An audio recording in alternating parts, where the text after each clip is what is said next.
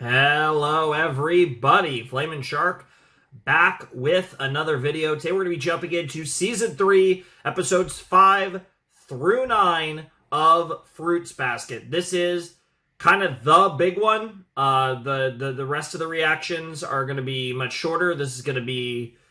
God only knows how long this is going to be, because we covered 4 episodes last time, and that was nearly 2.5 hours. This one's going to be 5 episodes, so hopefully that trend doesn't continue, and this isn't like a near 3-hour video, but I would not be surprised. Now, we don't have to worry about new openings or endings. That, adds a little extra time.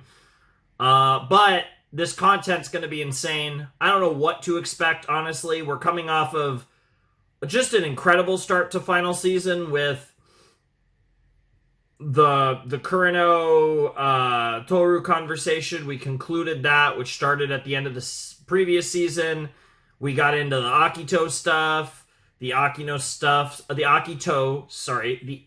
stuff, specifically with Shigure, was crazy. We did a lot of Yuki's cinematic universe, school stuff in episode 3. And then episode 4 was also awesome, and we got like Rin stuff and more stuff on Ren, who of course Akito's mother, who's become a player in this final season, and it's a lot. And this feels like peak cinema, but like for women. So it's like based in a different way. But it's something, all right. This show has been quite the experience, and it feels like we're getting like the big payoffs now, and it's crazy. I think especially episode 2 and episode 4 in particular were wild last set, and to think that we're going to be covering 5 episodes today, like on one hand, I'm really excited. On the other hand, I'm scared. Recording this in the afternoon, but like I said, this should be going up tomorrow, so, keeping it fresh. This is like, right now, it's kind of like the only thing I'm doing where I'm not a little bit ahead. Like, I feel like I'm like a couple weeks ahead of most of the stuff I'm doing. But I'm kind of doing this as we go. So I'm kind of really along with you guys almost in real time. So that's fun, I guess. Not that it really matters at the end of the day. It's pretty much the same experience for you guys. But it's going to be really interesting to see what this episode looks like. Coming off of episode 4, I'm very curious what that deal is going to be. I can actually see the first shot. So this is an episode... Not all episodes are like this. It depends on the show. But in this show, the first frame sometimes is a shot. And I could see it's Ayame, most trusted, most caring. So I'm assuming we're going to see, we're going to see Aniki here. And whatever that's going to be. But it looks like we're going to get our long-haired goober at the beginning of this episode, I assume, which will be interesting. I'm curious what that's going to be playing off of, though, because...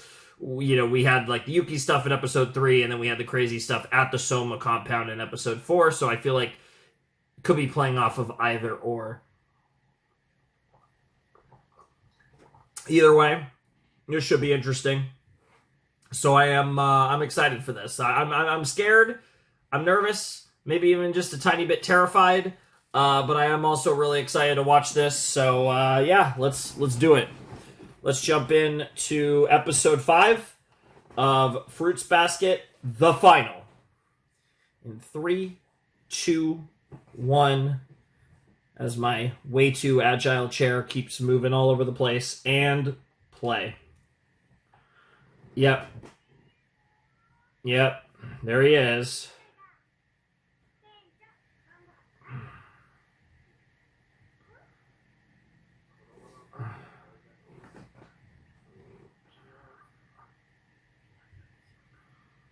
Is she aware of everything? Yeah, her face just went serious. Serious all of a sudden. Damn, the tone completely changed. Interesting. All the different relationships relating to the Zodiacs.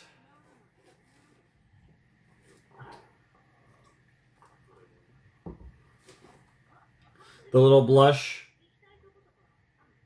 establishing how all these other potatoes would feel about the curse being broken or not being broken. Literally just one after another. Wow. We're really just doing one after another here. Okay. This is certainly, like, obviously it's a way to set the tone for the episode, but it's a way to set the tone for the set as a whole, and also, holy shit. Bro, he's. Bro, he's. Bro! The timing. Dude, she just, like, lightning ran. That was crazy.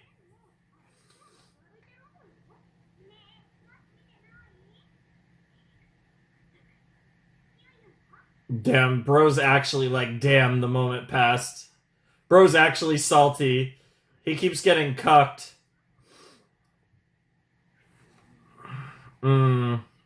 Yeah, he did that grab too. I was actually wondering if we might get a deal where it was going to show it. I swear to God, every time this opening starts, I don't think it's the opening. Also, I don't know what just happened with the subtitles there for like half a second. Yeah, yeah.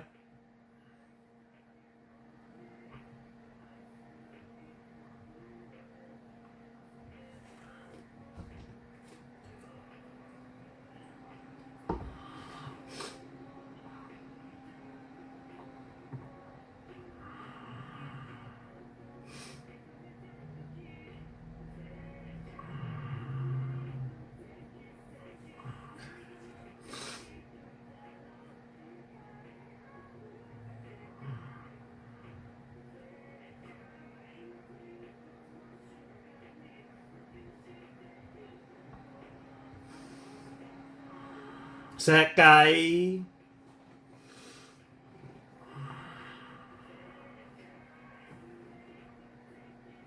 I really like this song. It's a vibe and a half.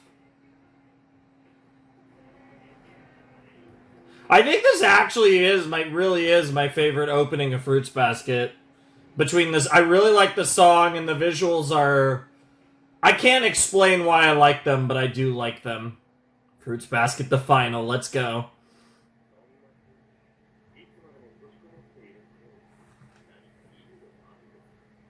Here we go.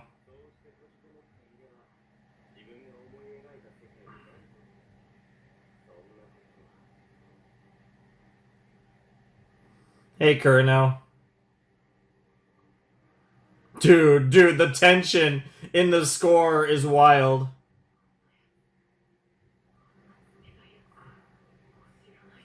And yet he's the one you want the most.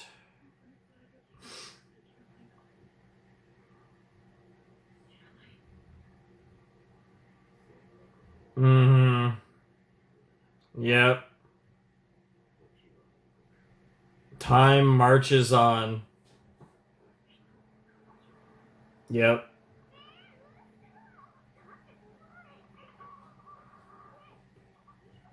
Uh. Oh my god.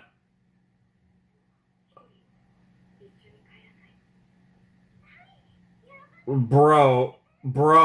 So yeah, I saw. See, so I saw bro. I think I commented on this the last reaction.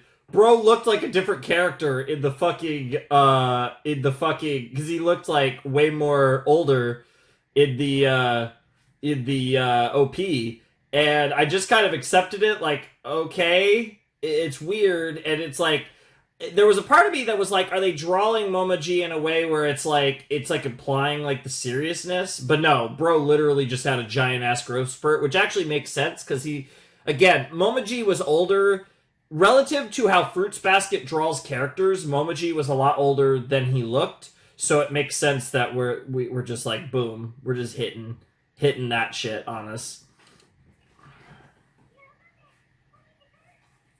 Nice.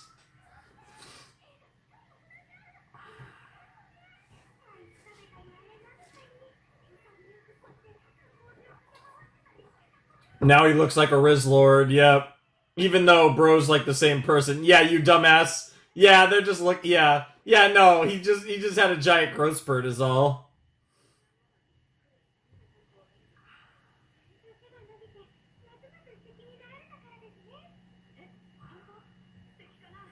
For sure. Oh no. Oh no, not the Prince line. That's a forbidden word in this school.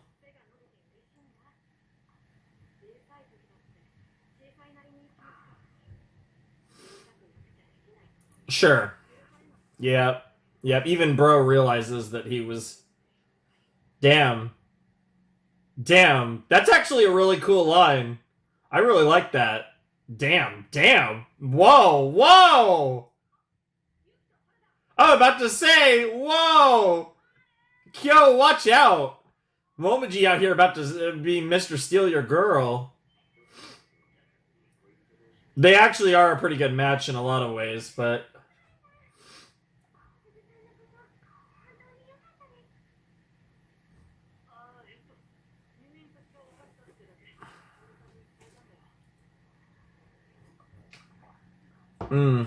Interesting.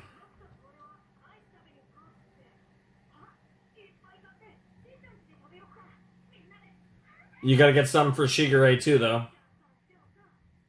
Okay, that's a lot. Okay, that's a bit over the top. Uh, yeah, that's that Soma money. Somebody's gonna have it. Hello. That's a weird sight. Why are you here? Why are both of you here? How many zodiacs are we about to get convening? Honestly. No, that's not the question. Yes. Why does she have the half shadow, half light, like that's like the fate eyes.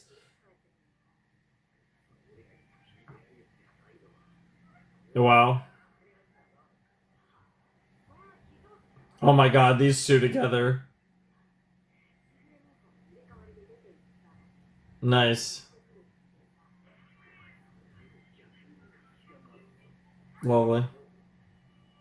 That's loud. Nice! She hit the konnichiwa.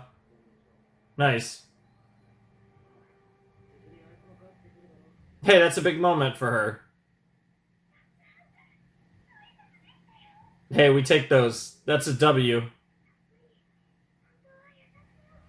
I'd say most of the Zodiac are. Hmm. God, I have like a kink in my like shoulder, kind of, and it's not. It's very annoying, especially since I'm about to watch 5 episodes of this. Oh man. Yep. Yeah. Yeah. Honestly, bro, talk about Doki Dokiing is never a good thing. Oh, but he's the best sprat. And you guys are similar and different in a lot of ways, Akito and Shigure.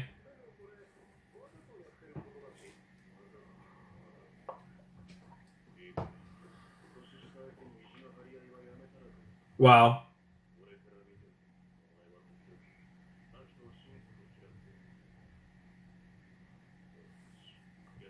In Shigure's mind, this is the only way for everything to work out the way he truly wants.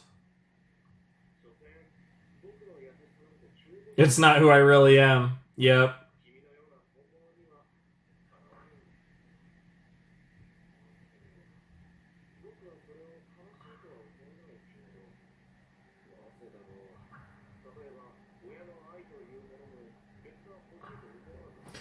Interesting.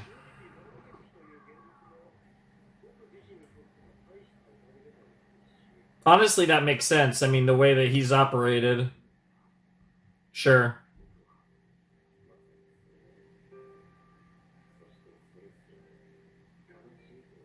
I really like that we're exploring Shigure's character from his own perspective like this.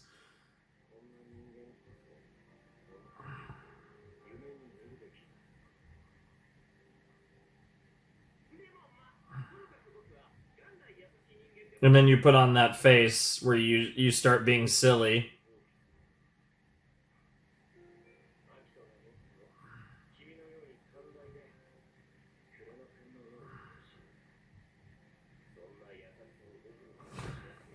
Because it's not who you really are. You can only give Akito what you really are.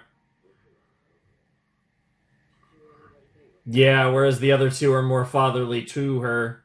That actually makes a lot of sense, even though Even though it's like complicated because Kureno seems to also be. I don't even know.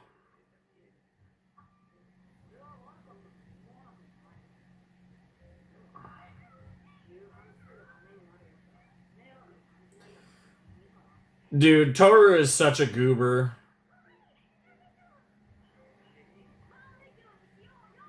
Hell yeah. You don't really need much. I mean, that's true. I was gonna say, even if you just have like a shitty little barbecue or something, I guess Japanese barbecue is usually a.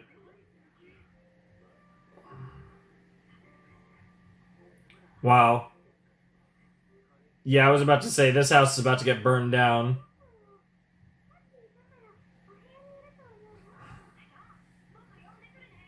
Mm.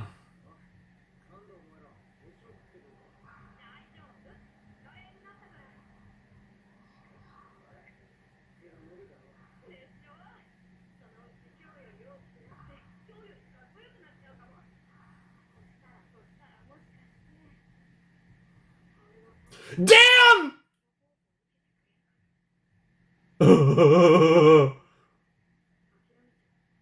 Yo. Yo, Momoji's fucking cooking.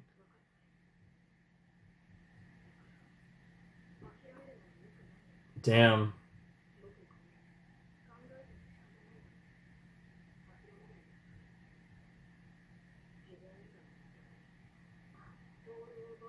Just being like, I love how just open and honest Momoji's being about this. Uh, Yo, good talk. You didn't say a goddamn word. You just looked menacing, but I think that's enough.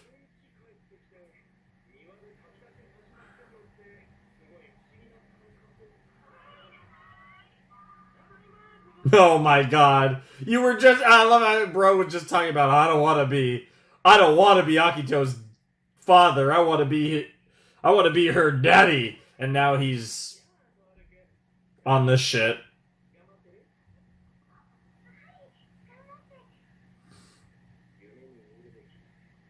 Oh.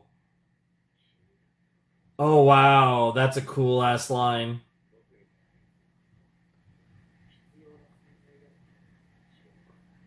Yeah, that's one of the few people the author finds himself thinking, "Oh my god, the narration." Bro, what the fuck? Dude, Shigure is so weird. Oh my god, what a demon. He's like, "Man, I wish I could have fell in love with some sweet girl, but instead I fell in love with Akido." Even if it's fitting. Yep. Yo, that's actually really cool. Nice transition.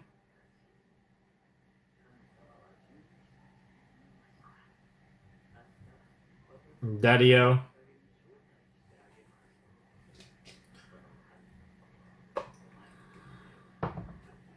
Sort of.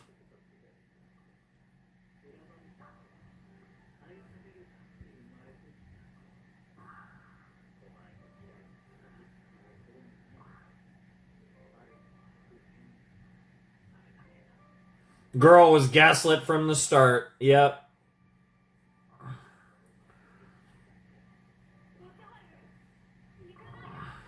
Yep. It's fraying. Oh, there it is. Oh shit. Did it actually break? Or was that just the dream?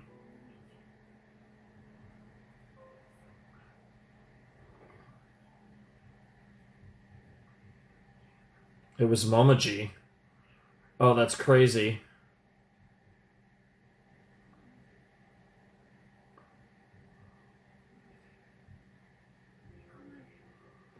Holy shit. It was that simple.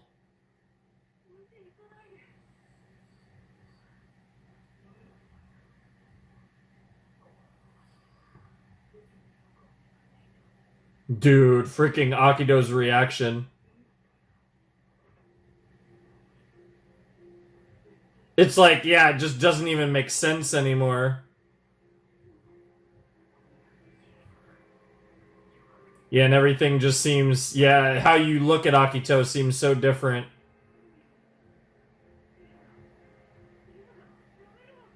Yo. Yeah. Pity.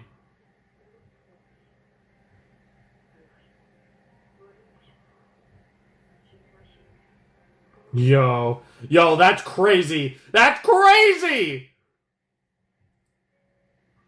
Dude, and what's crazy is he looks like Kurino, too!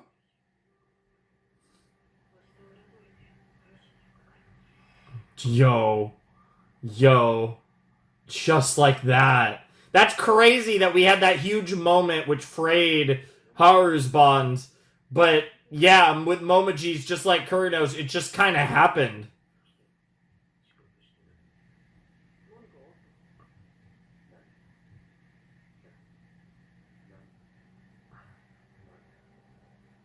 Hmm.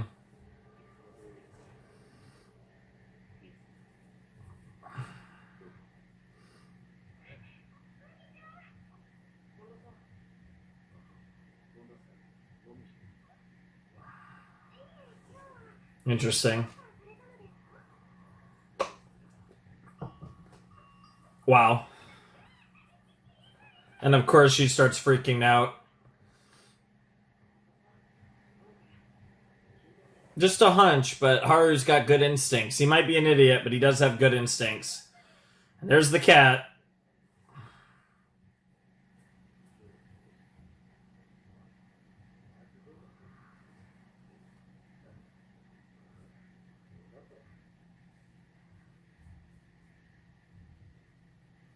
Momoji genuinely does seem to have feelings for Toru and is not sure how to respond with that.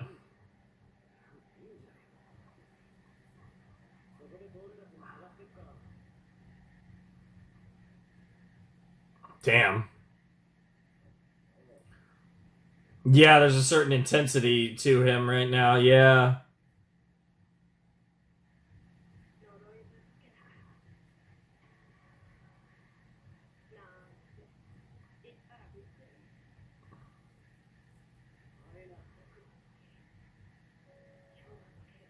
Damn.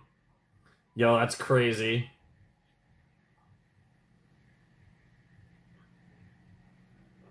Yeah, she loves you too, you dumbass.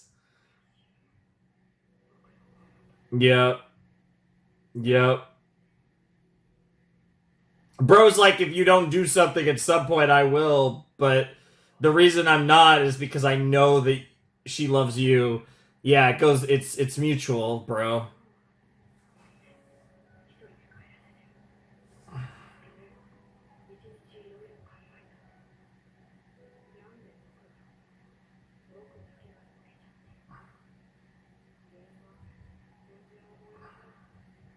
Mm,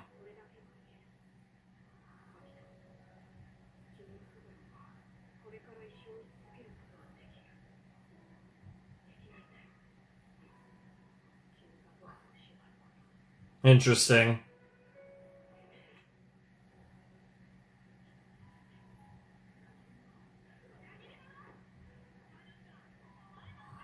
Yeah, it's like all of a sudden Akito just seems so much weaker.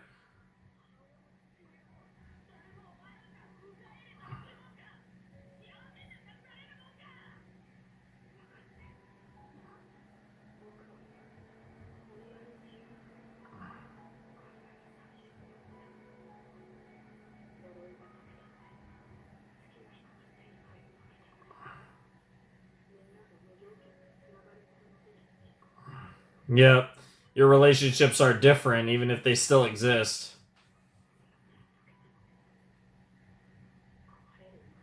Wow. This is a crazy development.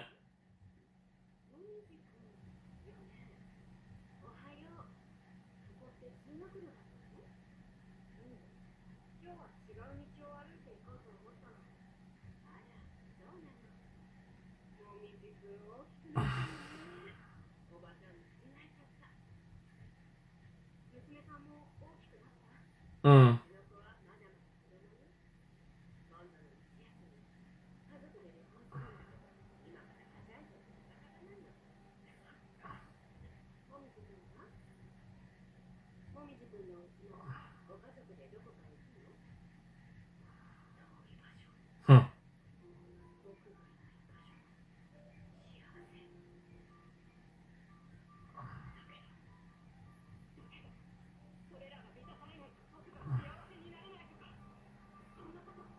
Yep. Yep. That's what's really important. The freedom of choice. Yeah, but I can find something new. Yep. Shit, dude, that's kind of emotional. God, this is a strong first episode, dude. This season has been so strong. Oh, that's such a good line! There'll be a trip one day with the family I make for myself. Yep, heading towards the future in that ever-changing world. Yep. And that's what really broke the curse.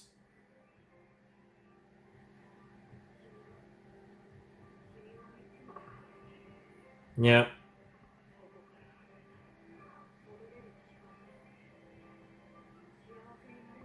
Is you.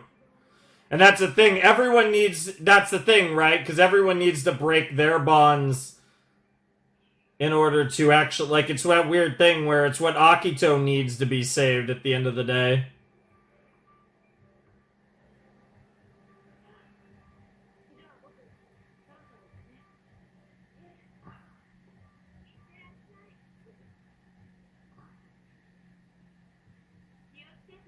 Aww. Yeah, I knew the smile was coming. That moment, classic Momo G smile.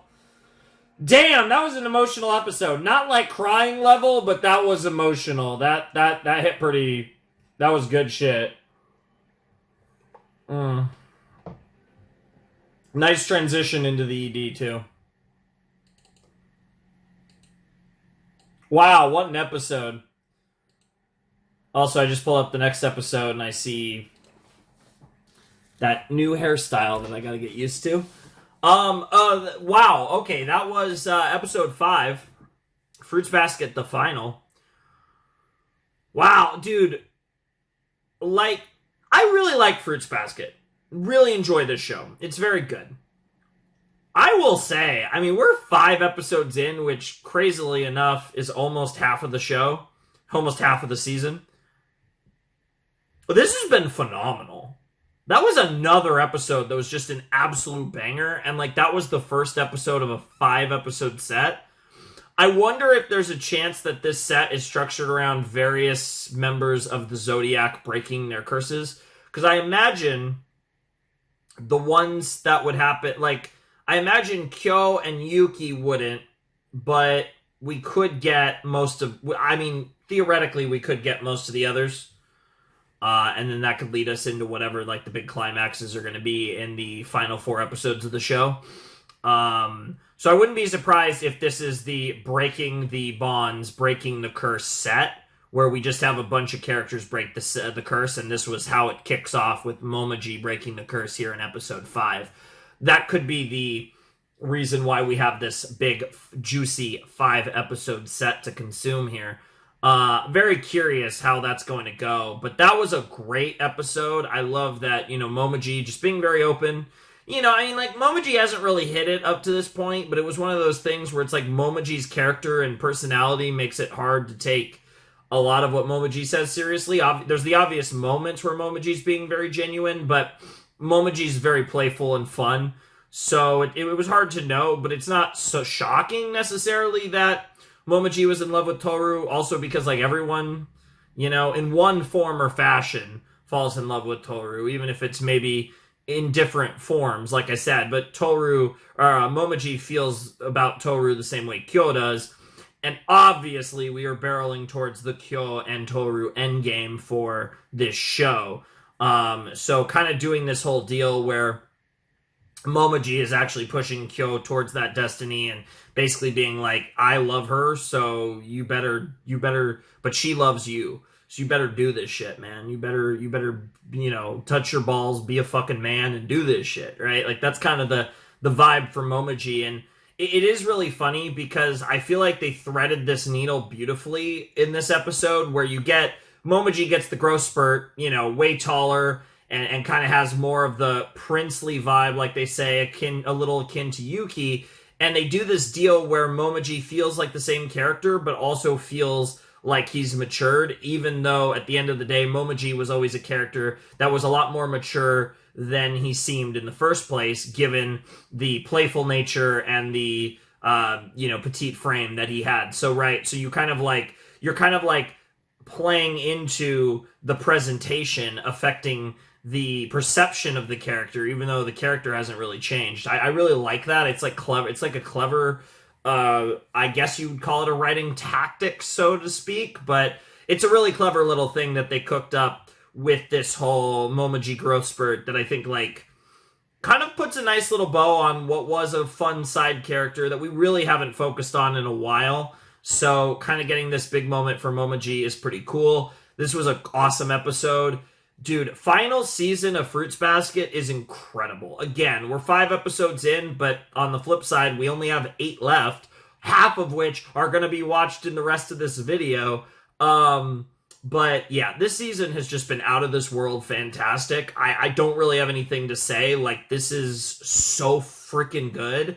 It's fantastic, right? It's absolutely fucking brilliant. And it's so interesting how, like I said, I feel like this is a show that I really liked. It had a lot of like great moments, but it does feel like this final season has elevated it into, it feels like it's elevating into another tier of like, as far as, I still, even with how incredible this season is, I don't think this is going to be one of my necessarily favorite shows of all time, but it's definitely really good. And like, this is everything is coming to a head, and so far I've been really satisfied with what they're doing with this 3rd season of Fruits Basket, and it does kind of feel like it's funny structurally, the last core, but it truly is the end game. Like, the Akito reveal signified the beginning of the end of Fruits Basket, and now it's funny because, again,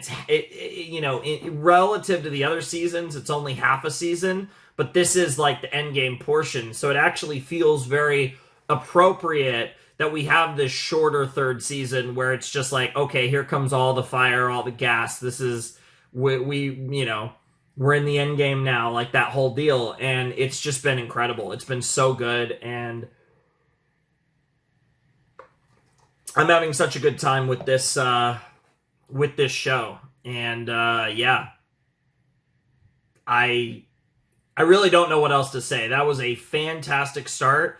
I'm super excited for episode 6. I'm curious to see where we go from here. Like I said, once again, I do have a first shot on screen, so I could see where we're starting, but obviously I got jebaited pretty hard last time with episode 5. The first person I saw on screen, well, I didn't see a person, but I saw the sign that said Ayame. I was like, oh, we're going to Ayame, and he had nothing to do with the episode.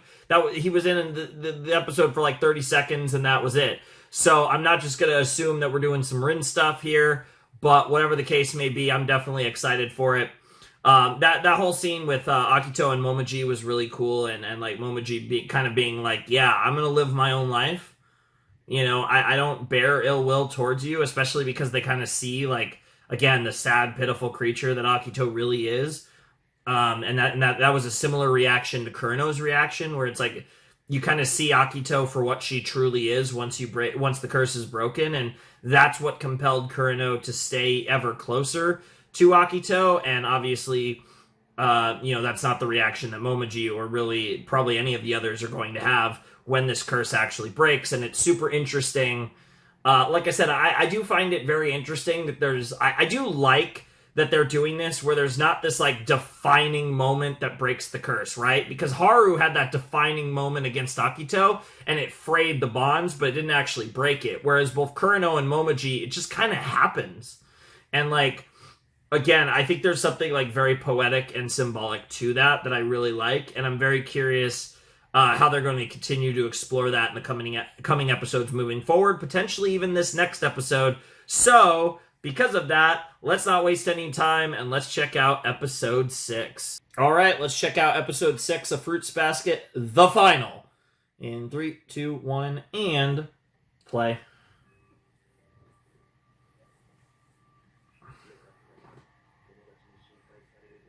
Wow. This whole This whole sequence is crazy. Oh my god, what are these reactions? Dude, yeah, dude, Rin being cute. I love how, also, I hope you guys appreciate how I refuse to call her by her actual name because she is Rin, and that is just it. Yep, yep, yep. Murder, murder, murder, murder time.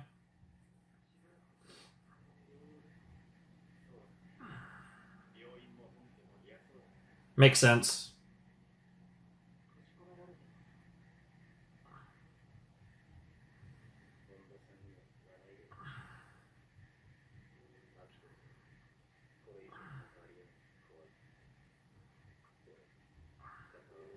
Of course, that's only natural, honestly, at this point.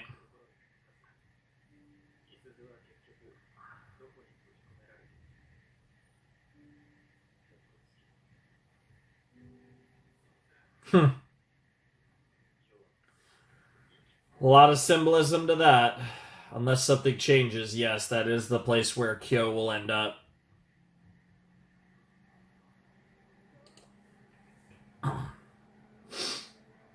Alright, here we go.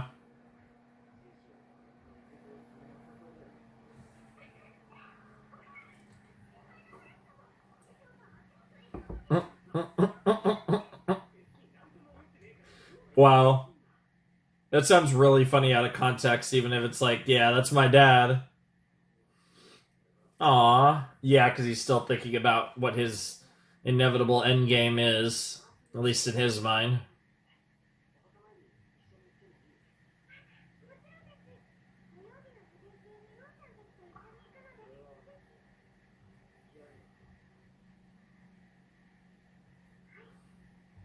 Damn.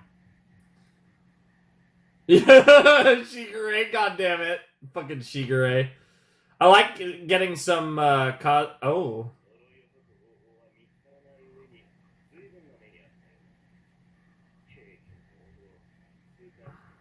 Interesting. Classic Ren, apparently. Yeah, of course she did. She's just a bitch.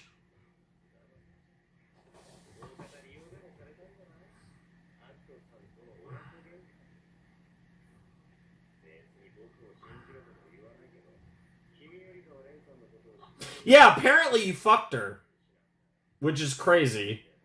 Yeah.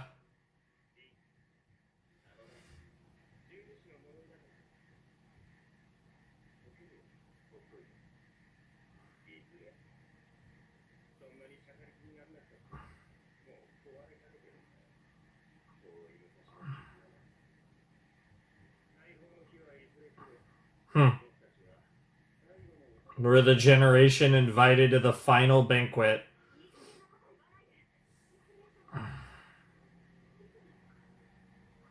Oh shit.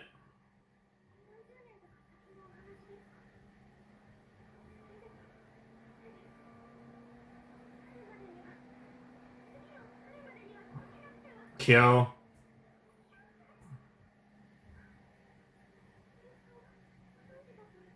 Yeah, this is quite the thing for her to walk in on.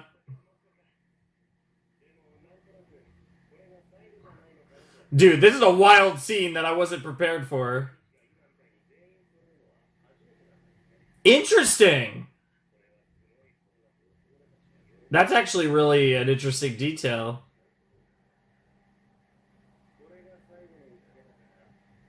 Hmm.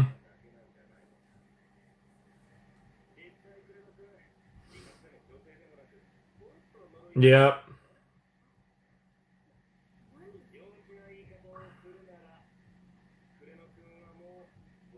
Yep. He hasn't been for a while.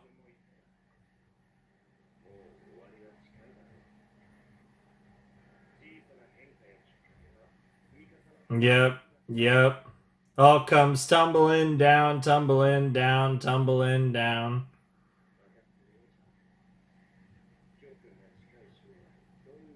Yep.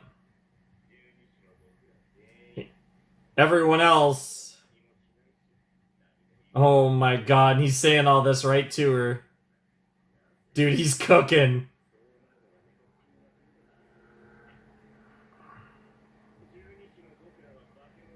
Hmm. At least we're not the cat. Yeah! Yeah! He's cooking so hard! Dude, the fact that he's actually going mask off on Toru right now is crazy.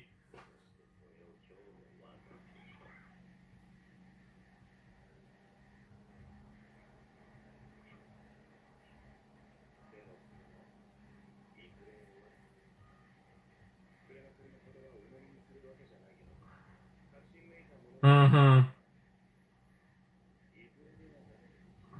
Then you have to make it happen faster. Oh my god, he's cooking so hard. Oh shit, bro hit the line. Dude, he went mask off with her. Yo, the shot. I love the symbolism of Rin's hair, but admittedly, she isn't as hot. That's my personal opinion, though. I'm hit or miss on short hair, to be fair. I always like long hair, but I like long hair on guys or girls. What a shocker. But some short haircuts are like banging, depending on the character.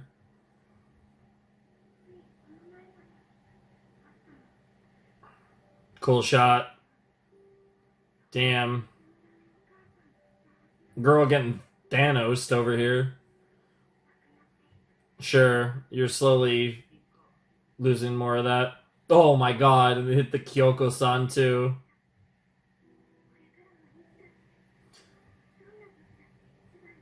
Yeah, so that's one way that you could still be close to her.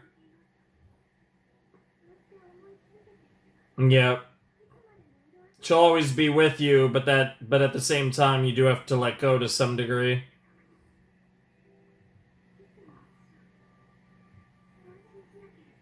Yep.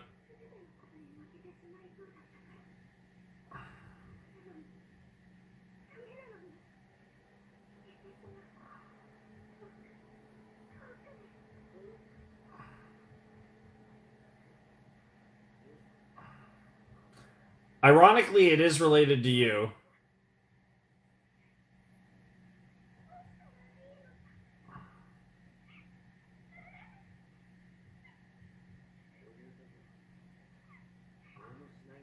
That's not the way she views it. Hmm. That's a cool line though, or something.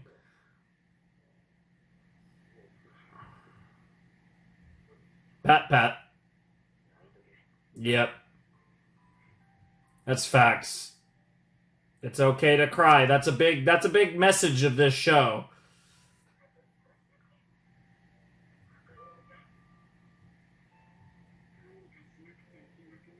Mm. Eventually you really will. Oh! Oh, that's so good. Oh my god, this season is so good. No.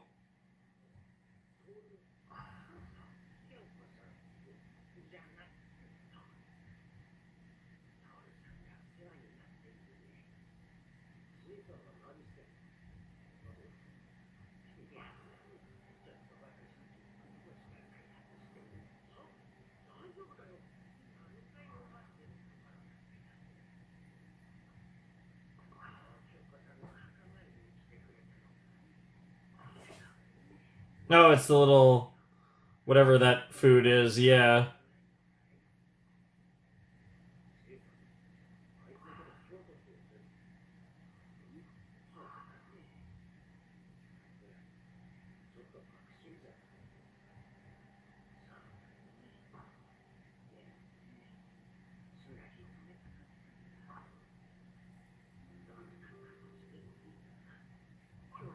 Yo,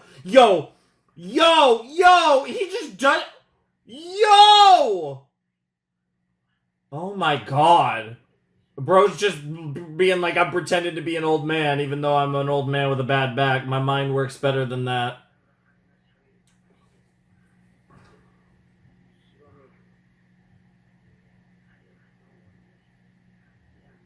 Interesting. We're really leaning into this idea that she's a lot more. That she's a lot more. God, I'm getting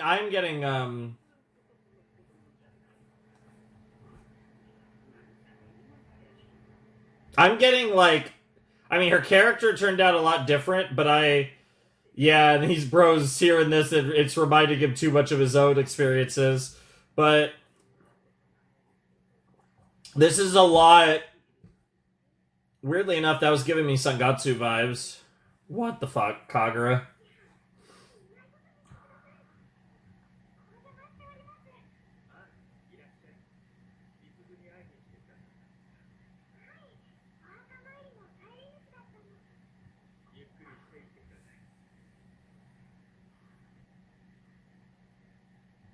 Yeah, the hiding through the. Yeah, girl saw you.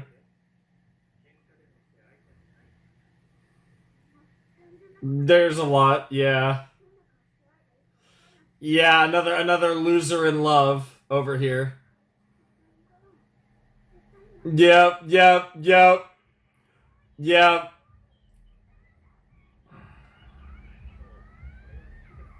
Yeah. But of course it's taking forever.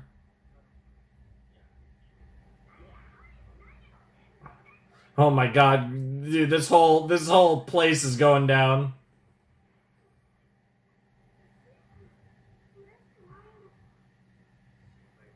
Yeah, rightfully so, honestly.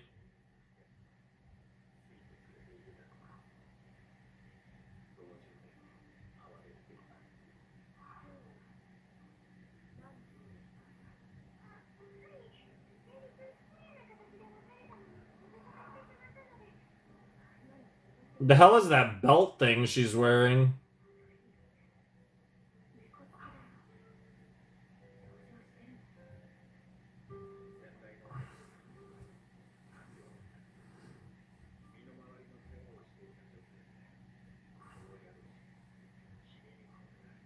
Damn.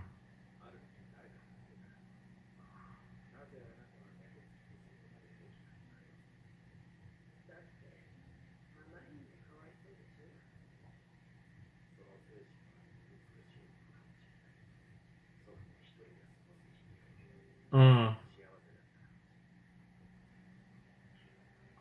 but still.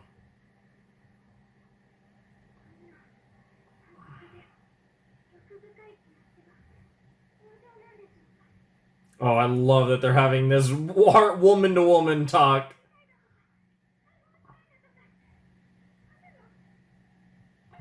It's really Kyo. Yep. Dude, Toru's character writing! Yep. Ironically, another person with similar color hair, too. Yep. Oh my god. I mean, genuinely, you do care about them, but yeah, but you've made your choice. And you. Yeah. Yep. Yep. Yep.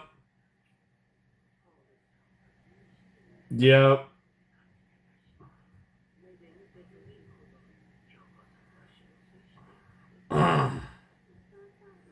Dude, why is every episode so freaking good now?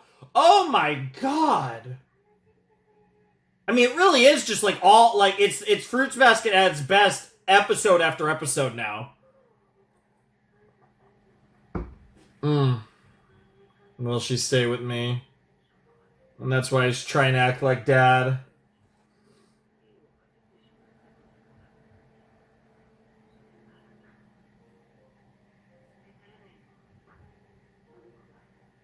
It's crazy.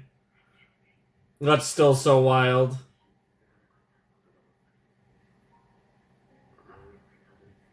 Mm-hmm.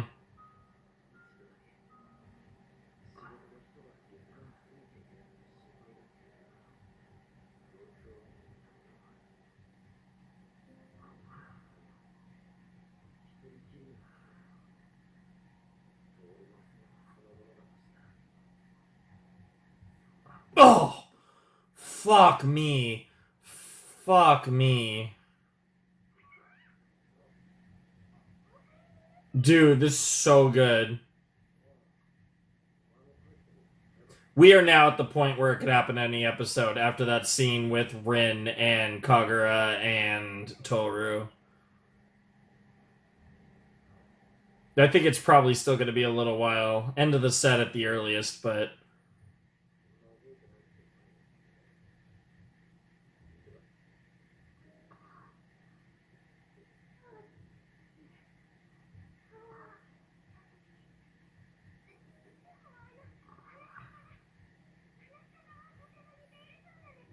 Mm hmm.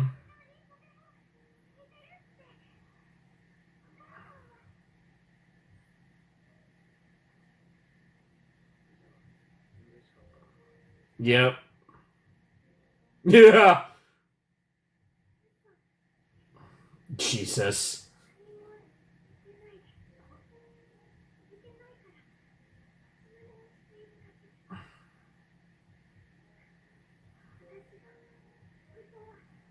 Oh my god. It's so good.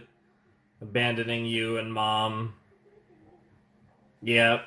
Yep. Even if it wasn't his fault.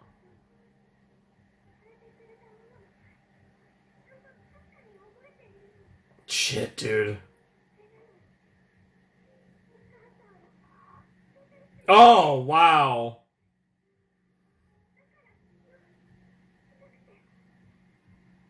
Jesus. Jesus Christ. The fact that she didn't. The fact that she didn't is even crazier. Oh my god.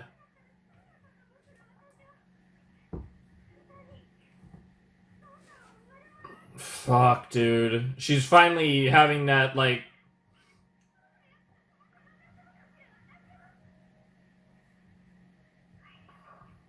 Jesus. She's letting it all out now.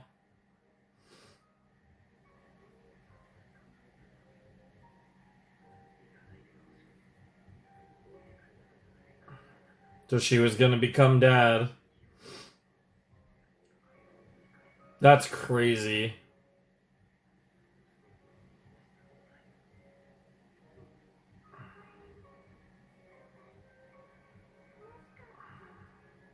That is wild. It was all she had.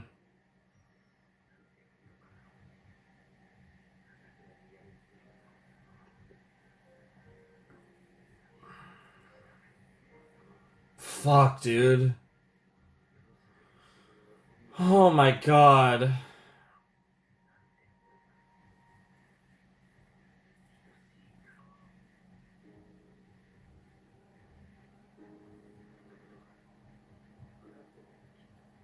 Yep.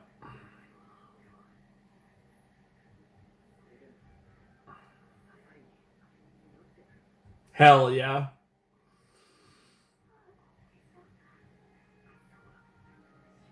Bro did not just say that. Oh man.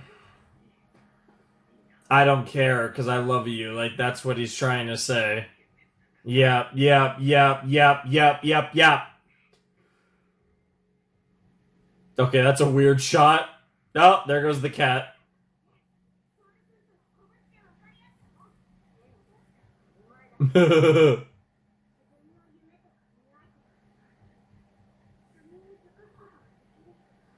Mm.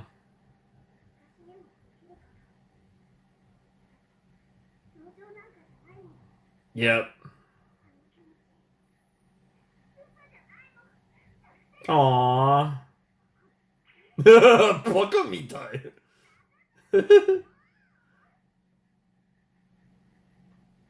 It's like, I can't be the third in their relationship. Can I at least be the third in yours?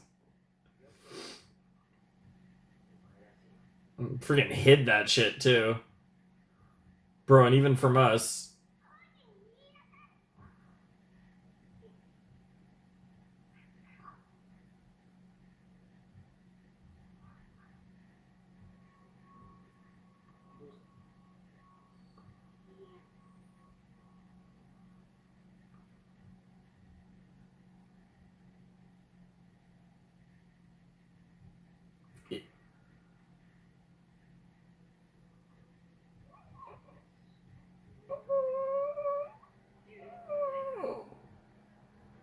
What the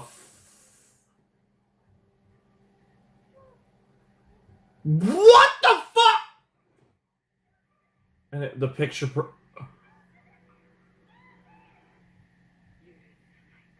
Oh. Oh! What the fuck?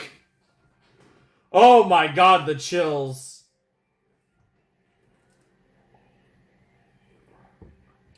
Mm. I need to see that shot again, dude. Not the death shot. I need to see the. Oh my dude. Dude. Dude. That is a crazy shot.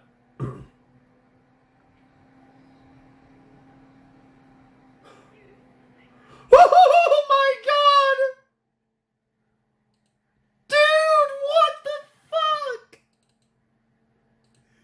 Things I was not prepared for in this episode. That complicates things. Oh my god, does that complicate things? Oh, what the fuck?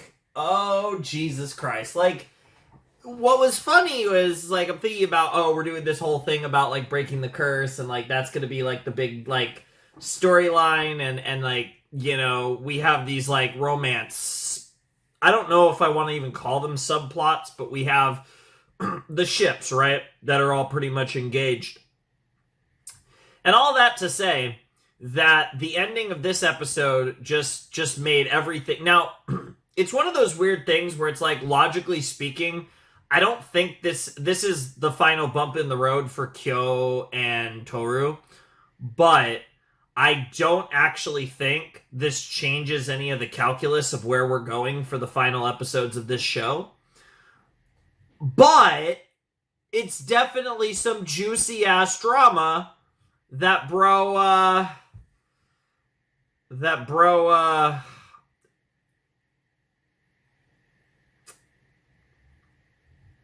that's crazy. I don't even know what to say to that. That is fucking wild. That it's wild too that this is coming up now. Like it's something that they actually have hinted at, but the fact that it's led up to this moment is here, this, relatively speaking, this late in the game, so to speak, is wild.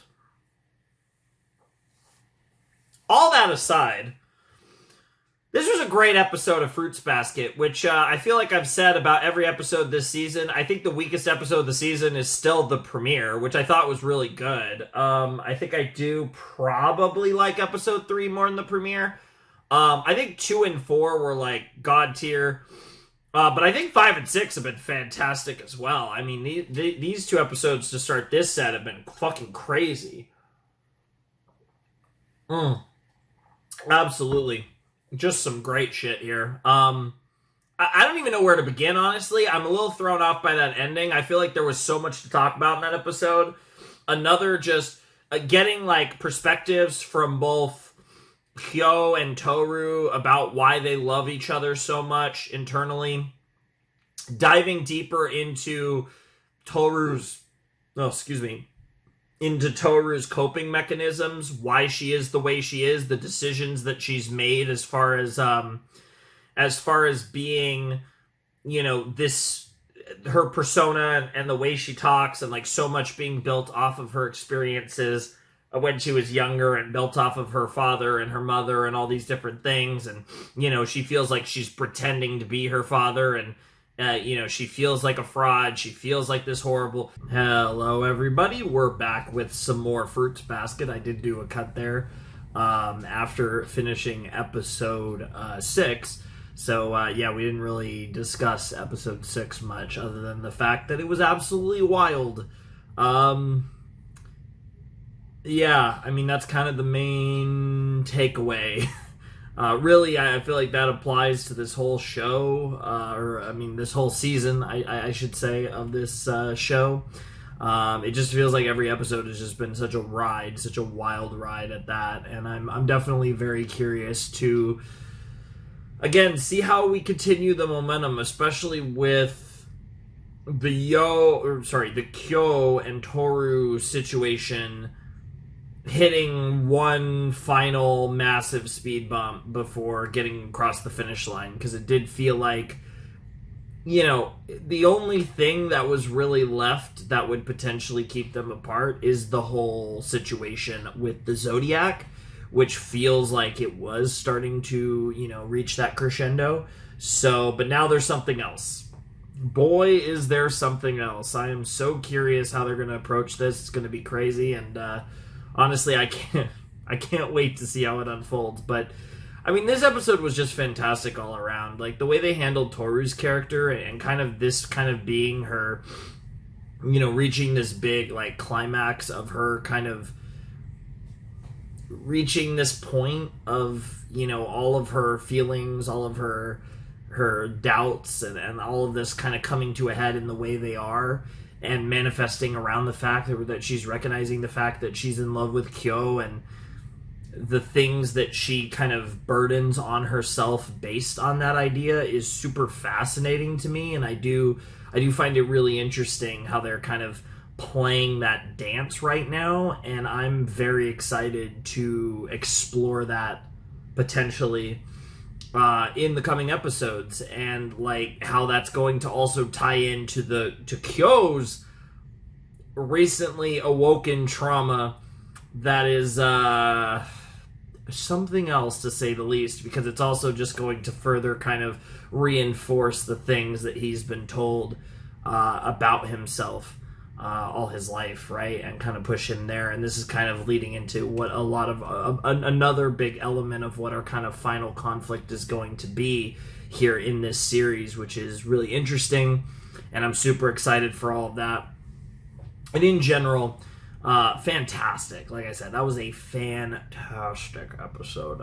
Both episodes 5 and 6 have been amazing so far, and I do wonder, again, will we be able to keep up the momentum? I'm kind of waiting to have one episode that's like a good episode, but not like insane.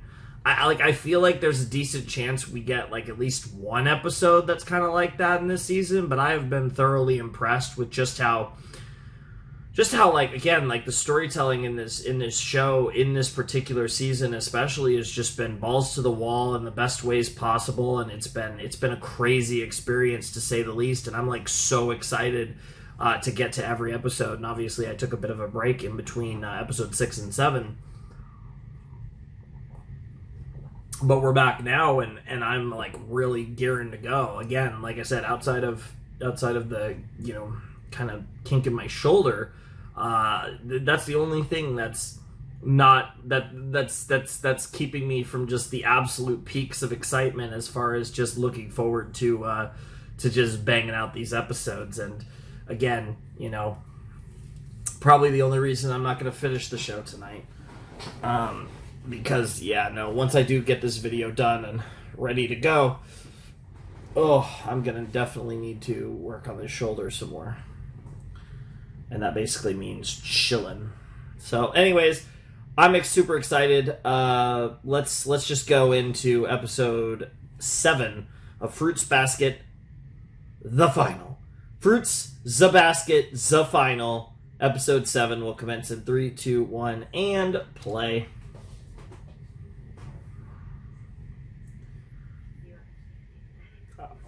I was about to say, that does sound like Kyoko. Wow. Yeah, bro, I have no idea what that means.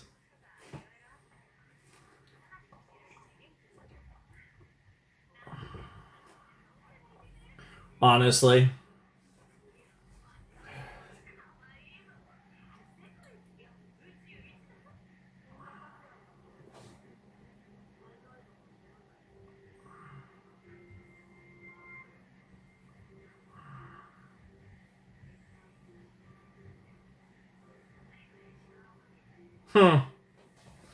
That's a crazy line.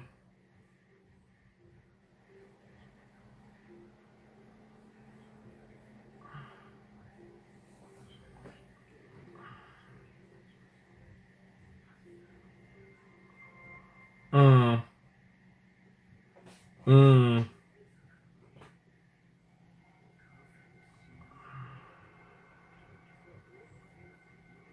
Jesus Christ.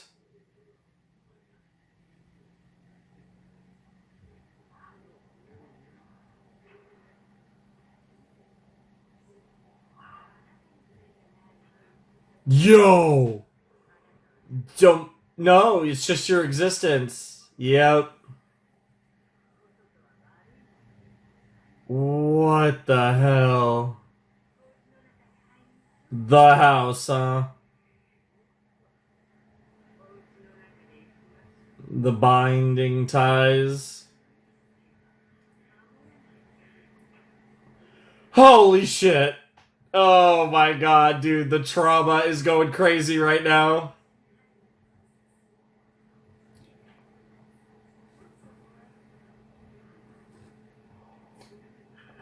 Blood on his hands. Is he gonna flash back to the same Oh, Jesus. Yep, the thing that he fears above all else. That's a crazy nightmare. It's just a heart.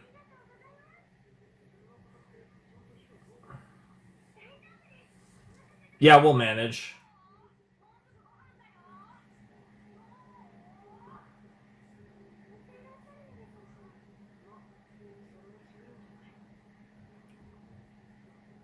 Bro's going through it. That's wild. To remind me of who I am, right? Of my legacy, yep. Crazy that we transitioned to Shigure with that dialogue.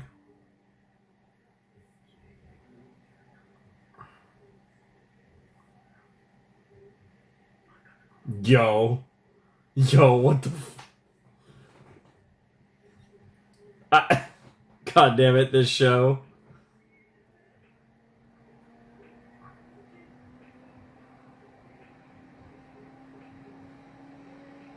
Yeah.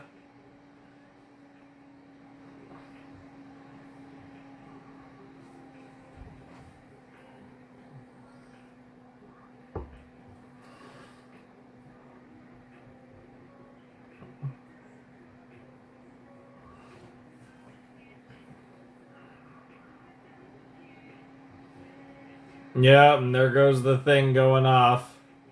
The bracelet.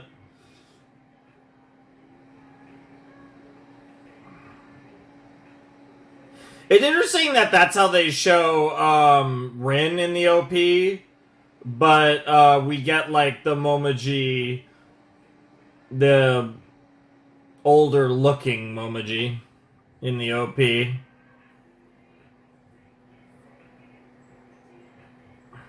Yeah, right there. And now I understand why these two are framed together, because they both, at least at this stage in the story, they are both free of the bonds of the Zodiac. Because that was the weirdest pairing, was Kurino and Momoji in these like split screen shots.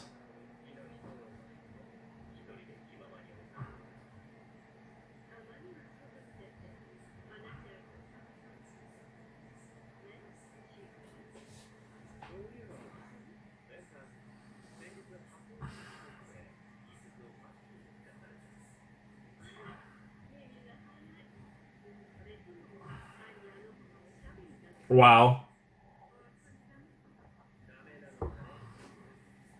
Based.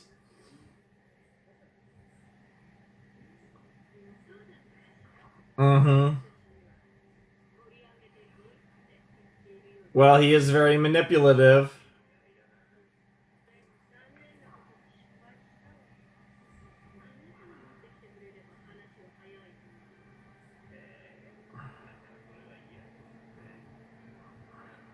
mm.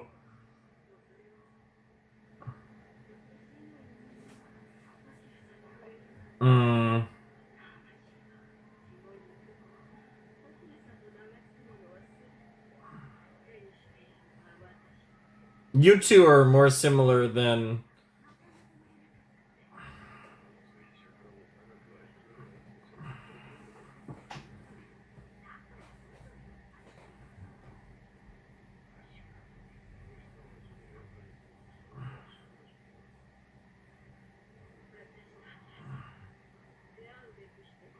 Damn.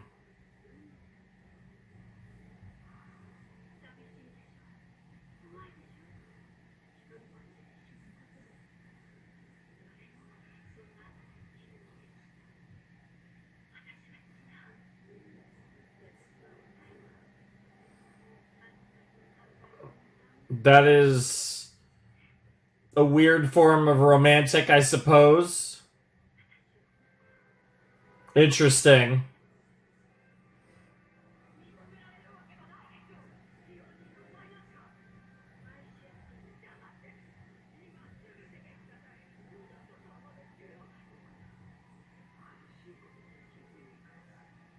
Hmm.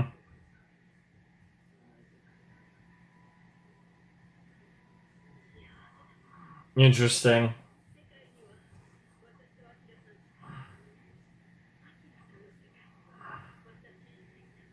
And he loves hearing about that, as he does find that sweet.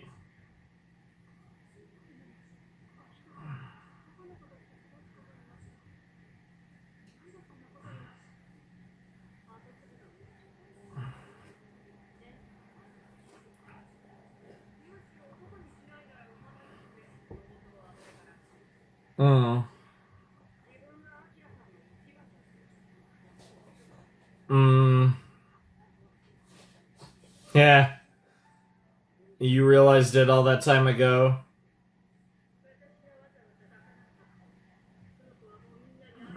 You've always resented Akito for that reason.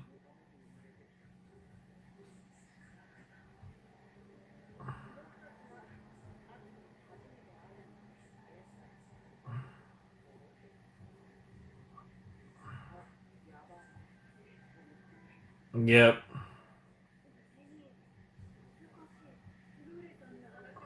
Yes, even back then.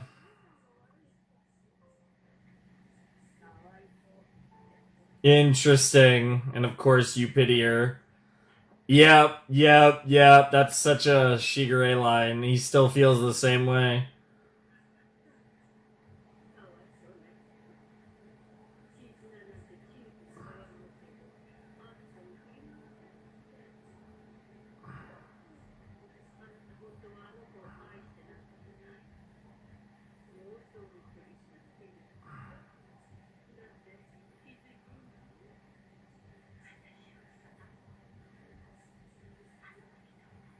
Why do I feel he's about to hit her?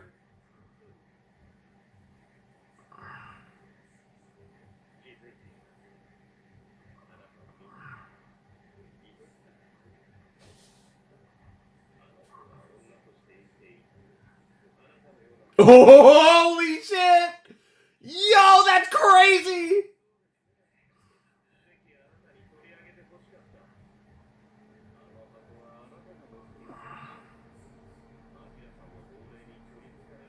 Holy shit! Base!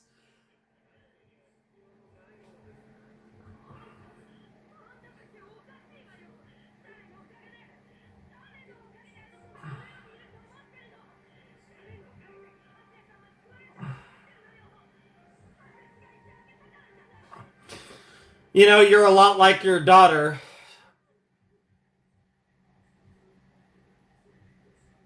This is an interesting OST.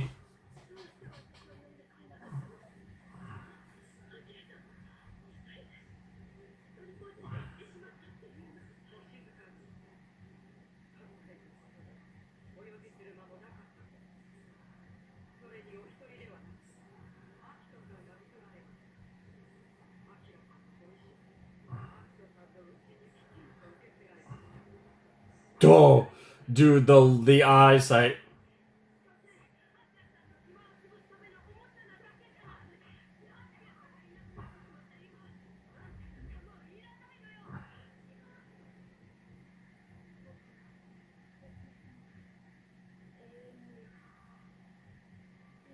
Yeah, I mean that was what she was promised. You are.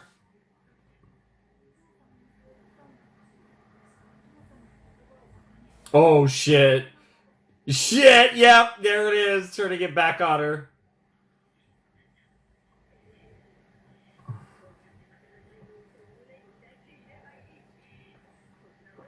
I mean, she was right, but that doesn't mean she's not a bitch.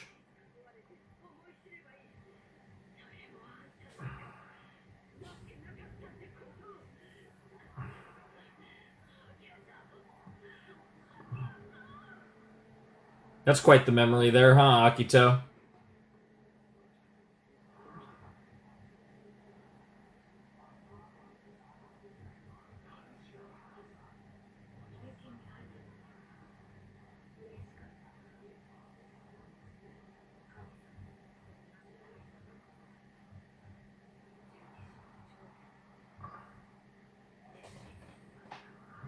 Interesting.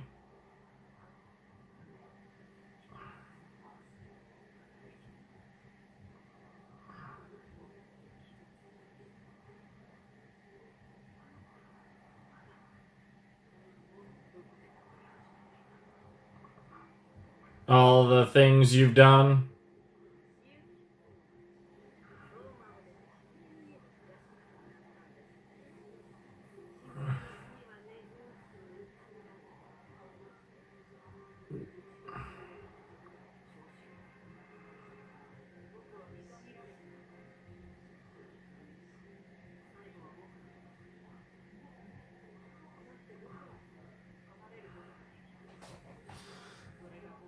Yeah, about that.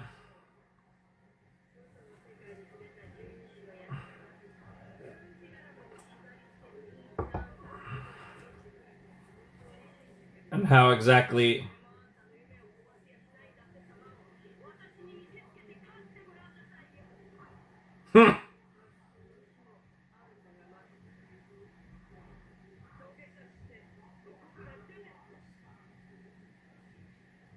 Interesting.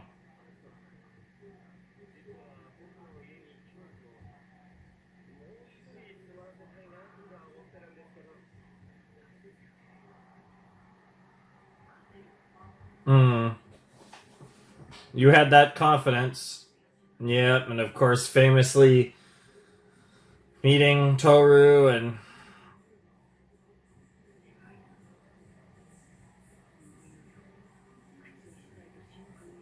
yep, like it would this reality would become real if you didn't repeat it.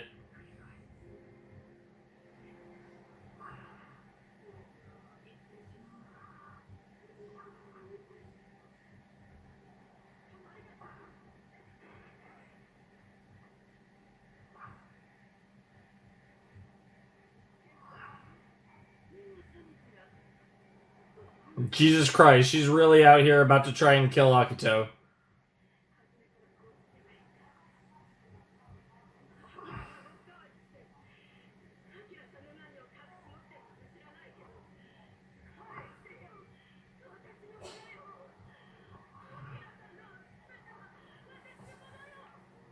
Yeah, it's like, but this woman's clearly lost. You still have a shot, but this woman's Gonzo Alonzo.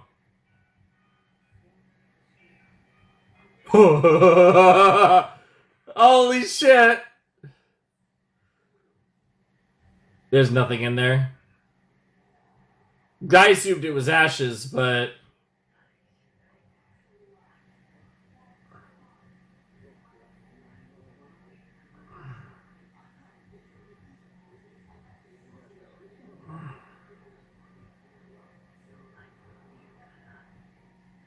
did he give it to Akito at the end?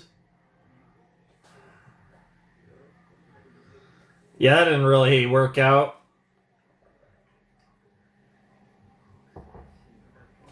Mm-hmm. That's crazy because that's the last thing she wanted.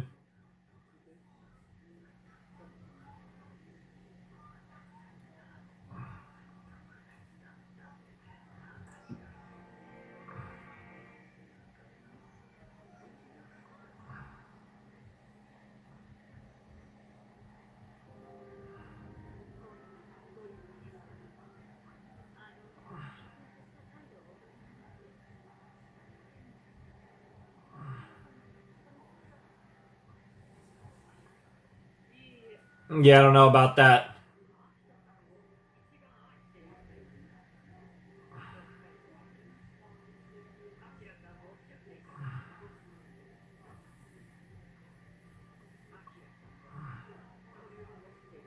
Interesting.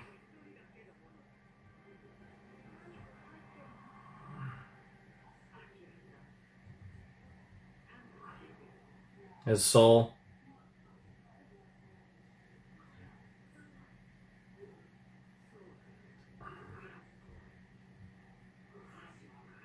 Yep.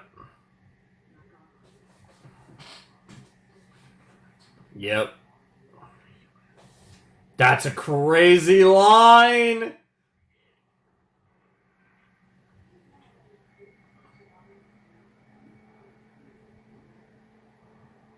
Oh.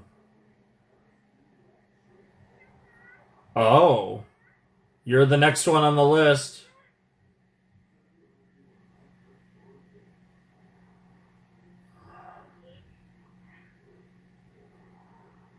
Yep. Yep. But it's almost like an emptiness. It's such a weird feeling. Yep. Mm-hmm. I guess the opposite of an emptiness.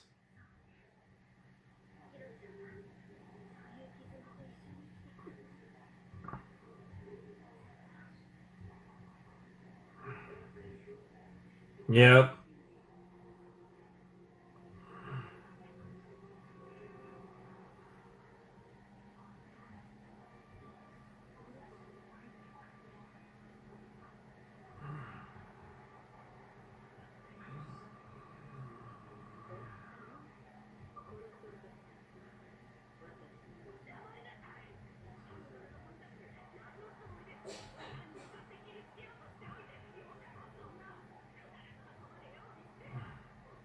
Wow. All of you.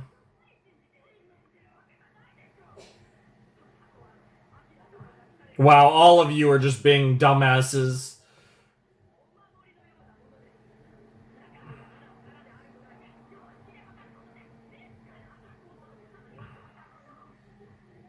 Oh, the rain. It's like the shot in the beginning of the opening.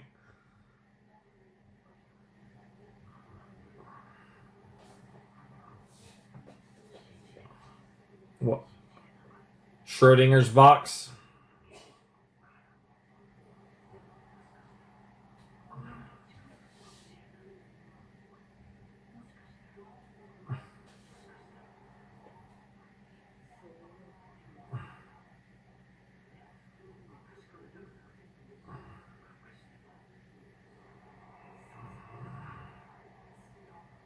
That says a lot about who you are and how you felt about your father. That's a great face. Yeah, that's true. How am I supposed to know things I don't know? You learn them. Yep. Yep. You can start living.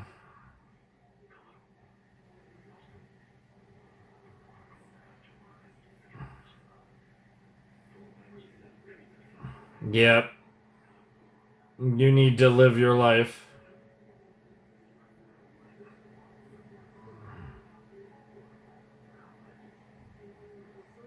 You're never past that point.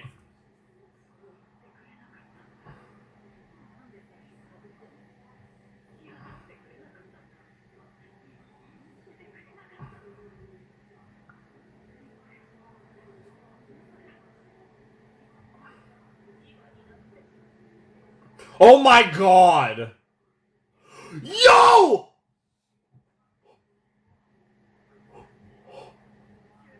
What in the fuck is happening?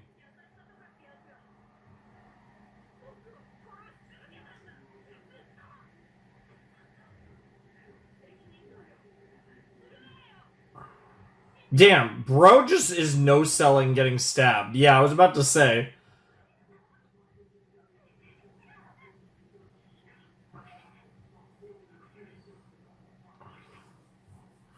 Yeah, he's worried what Akito's about to do. Oh my god. He doesn't regret it either.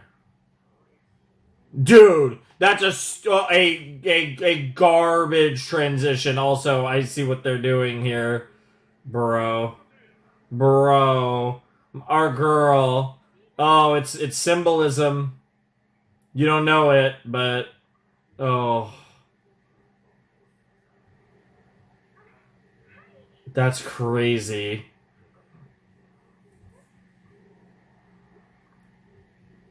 Dude, what is happening?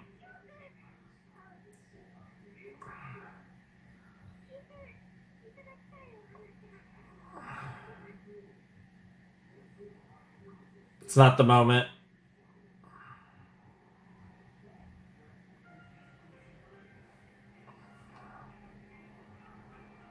Yeah, let's watch the ED, I guess.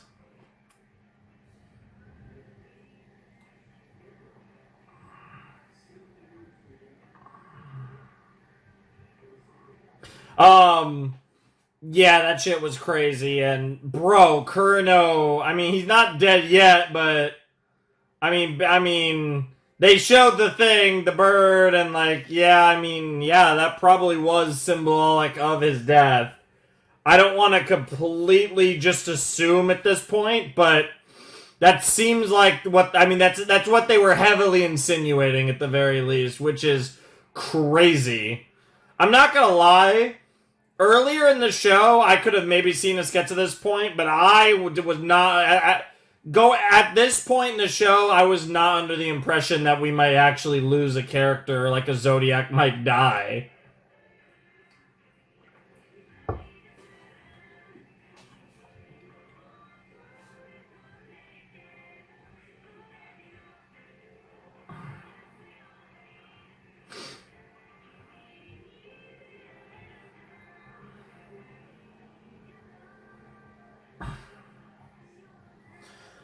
Arigato sayonara, huh?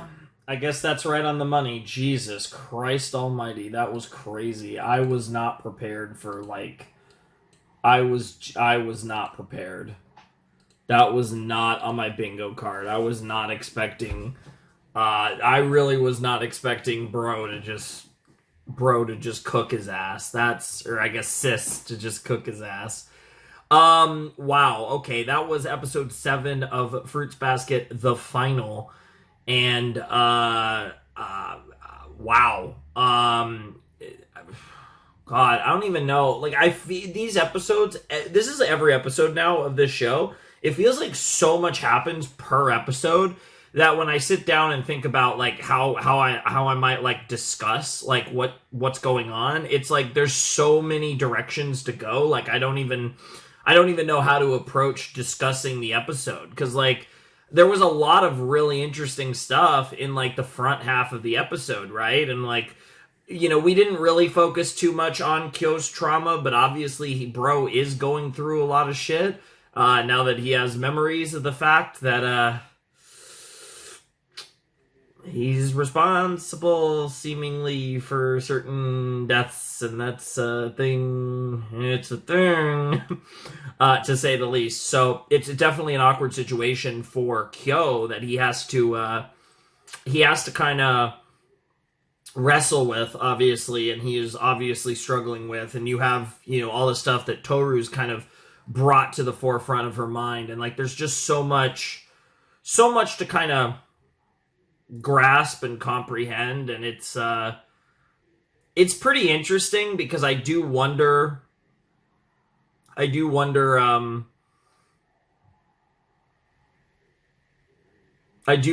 like how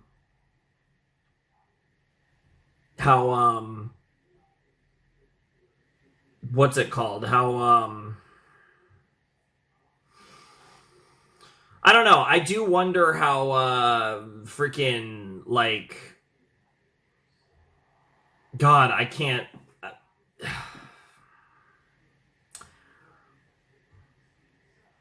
the idea of like and so this is the thing, right? If if Akito just killed Kureno, like genuinely, which again they heavily leaned into that with the symbolism in the scene with Arisa,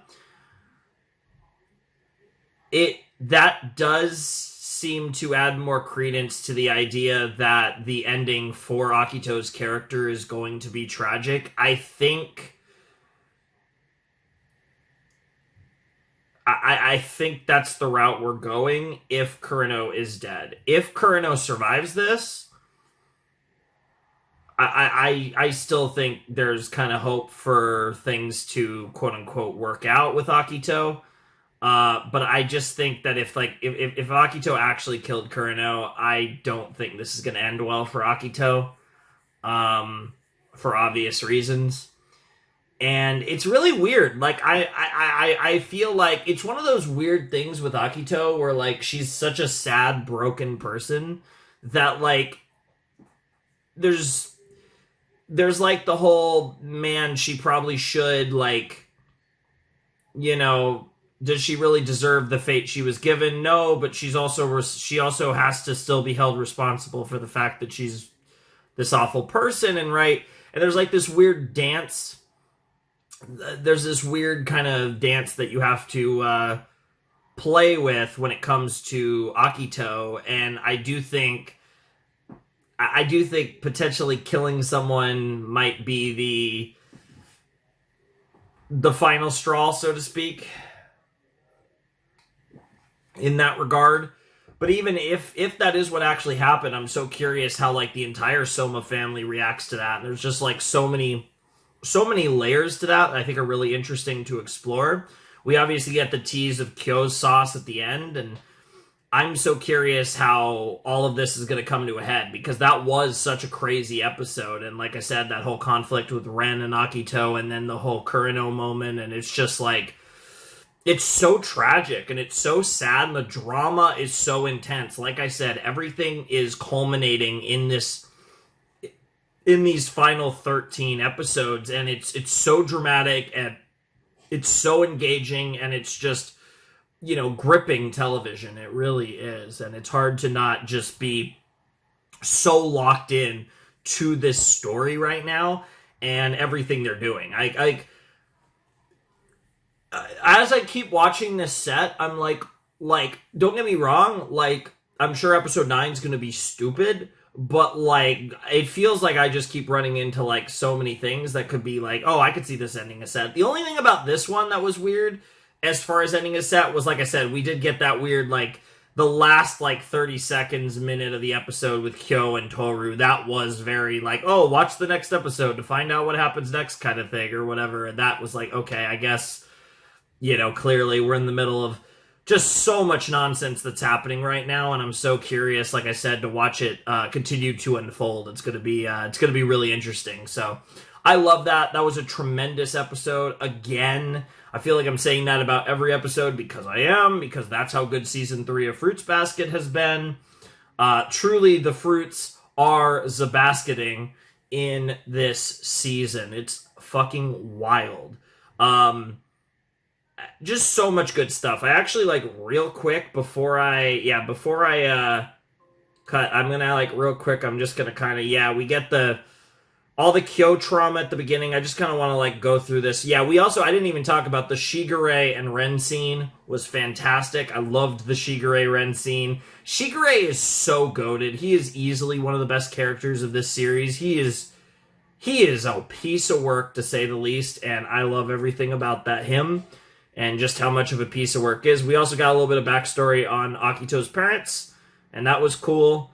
And, that's pretty much it. Like I said, he just, like, wrecked Ren, and then Ren kind of lost it, and that's triggered the whole Ren and Akito scene. And then, everything else pretty much I already talked about. So, that was just a fantastic episode of Fruits Basket. Absolutely loved it. Super excited for these final 2 episodes of the set. I don't know where we're going from here, but I suppose it's only up from here, although up, down, all around, I guess it's all relative, especially when the depression really starts to hit. I am very curious to get confirmation on on the boy, because bro did get cooked, but I wouldn't be surprised if they're faking me out, because I really wasn't prepared for something like that at this stage of the series based on the way the series has gone. But that would certainly escalate. Similarly to, really, that would be two episodes in a row where things have really gotten a lot more complicated and even more of a mess.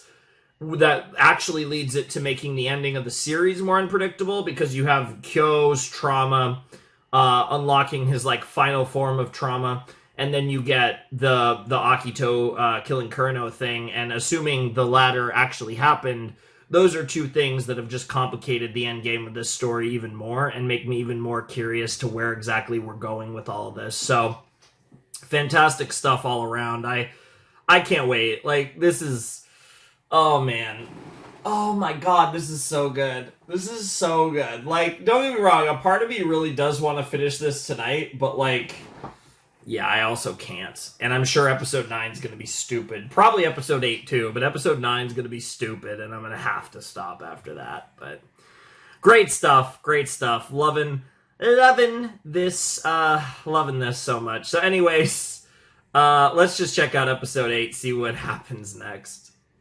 An interesting little note, honestly, because I am starting this from the end of the opening, because there was a tiny little clip at the beginning that was just the end of the previous episode, but it's interesting because, you know, like there's like these really interesting things that this show does with the direction, where like they might like chop off like a second or two visually, like a tiny little bit of like the opening or the ending, to make the transition to the opening or ending feel more natural, which I think is a really cool little thing that this show does. It's different than like the big like song lead-ins that you see sometimes in certain shows, but it's an interesting little direction thing that I thought was cute, and I noticed when I was checking that out. But anyways, let's jump in to episode 8 of Fruits the Basket, the final, in 3, 2, 1, and play. And yeah, still, yep. It's the same, well,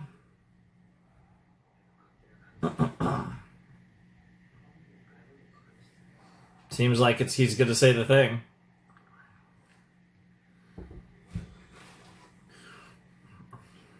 There it is.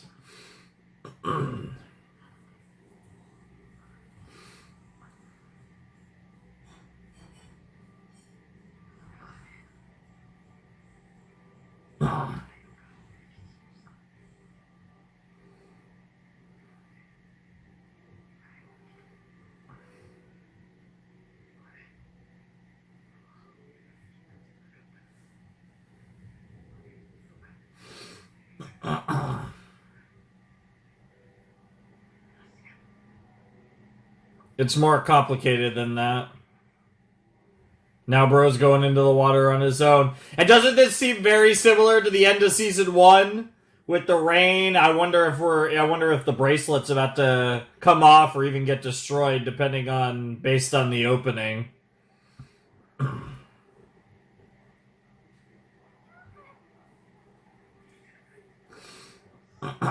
Sure. Yep. Yep. Not fair for anyone involved, really. You really don't. There it is. I pity you for loving me. There's the pity. Yeah, that's been a big theme of this show, and especially this season. Oh, man. Gome.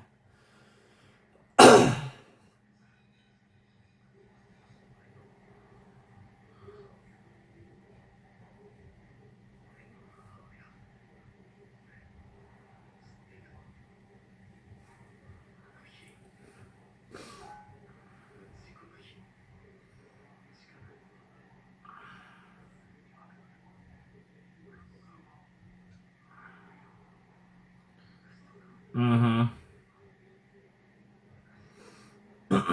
Yep, yep, yep. All right. I'm glad that we are not gonna have to wait any longer to get this lore of what actually happened with Kyoko.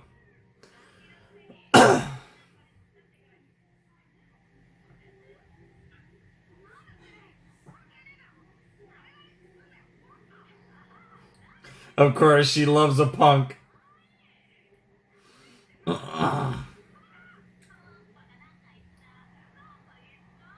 They really kind of are a match made in heaven, to be fair. Even their names, Kyo and Kyoko.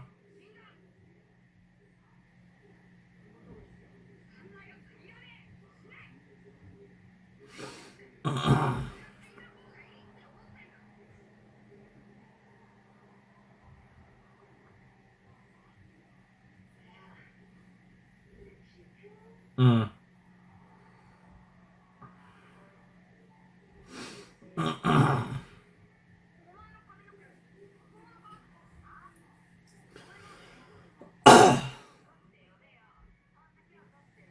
Yep. Yeah, yep, yep. I never actually put that together that Kyo and Kyoko squirt got him. That Kyo and Kyoko have like almost the same name. Maybe that was like a secret giveaway that it would be Kyo and Honda. It would be Kyo and Toru at the end.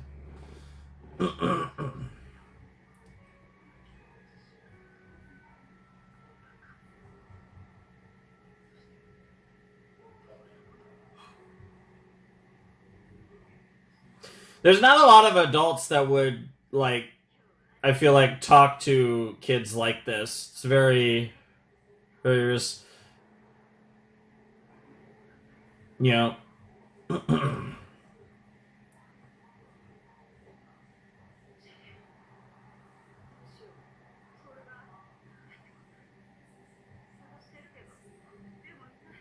Yep, of course, this is the famous day, very important day in the lore.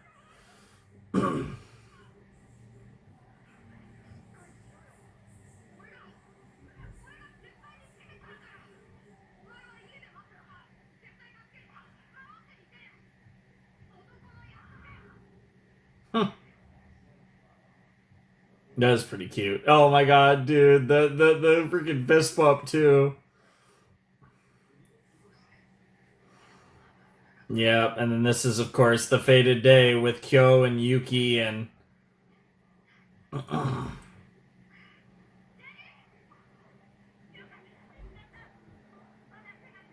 Yep, and there's that damn hat.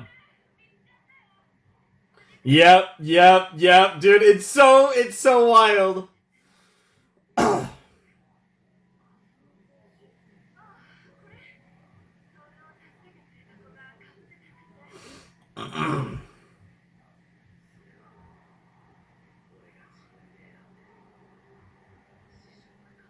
Dude, that's crazy that the hat really went from all three members of the big three of this show.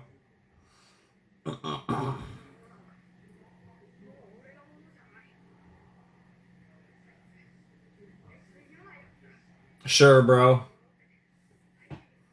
In a way.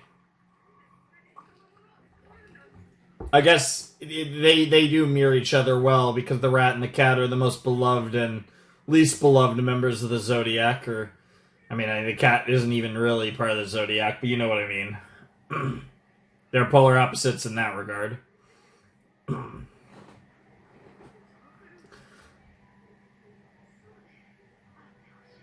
Oh, bro! Dude, why is Kyoko the GOAT?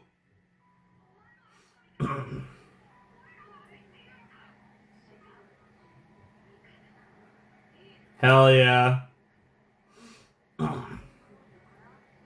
She's right. That shit doesn't fucking matter.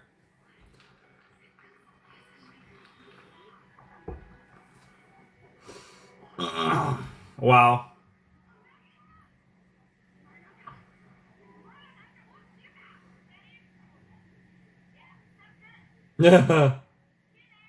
Nice.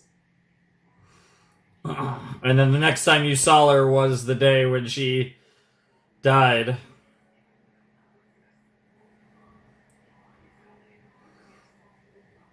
That is crazy how much is built into that day in the lore for all three of them, and I guess Kyoko as well.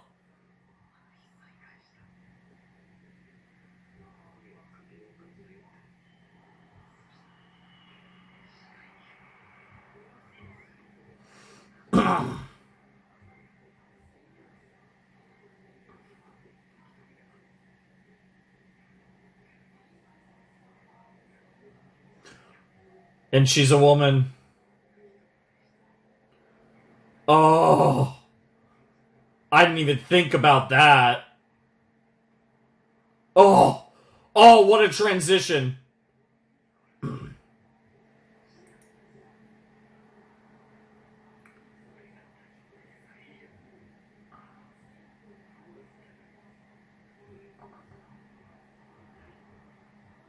Getting to see that shot previously of her lying on the ground was crazy. That was a cool shot. And we're about to see it again. Against my mind. Nice. Jesus Christ, all the blood is crazy. It's weird to see in this show. Just because this isn't a violent show, even though there's moments.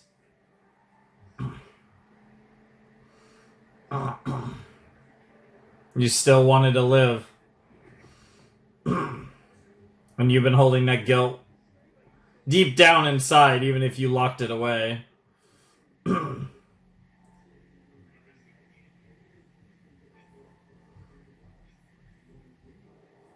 yet you're telling her you didn't have to tell her any of this.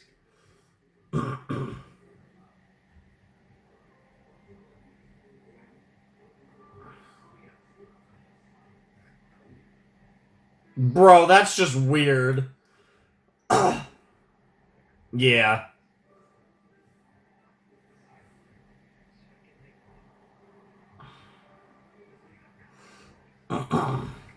Jesus. Again, this show is so freaking like compelling, and it's just like you can't take your eyes off the screen for a moment.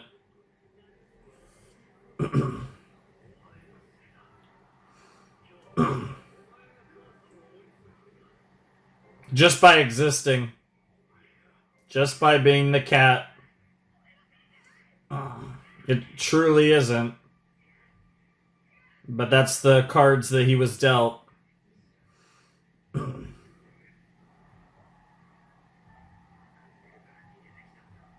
Oh.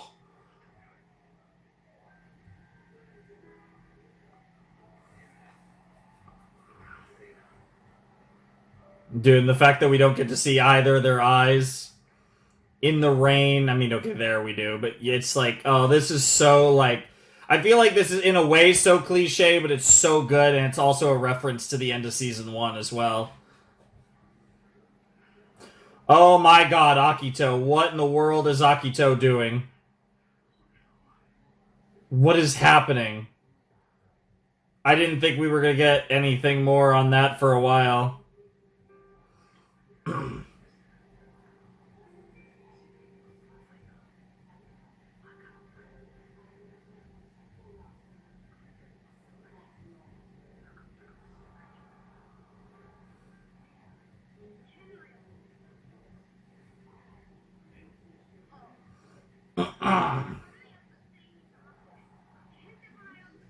Mm.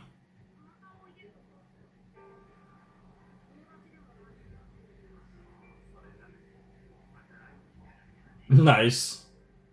I miss your long hair, Master.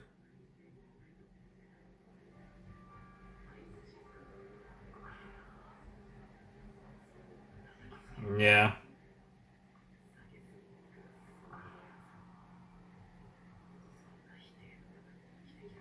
Yep. The way that Kyoko influenced people beyond just.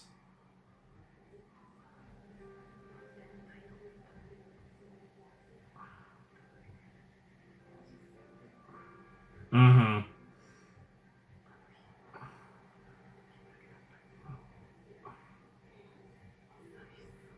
Yeah, it's a little too close to home. Oh.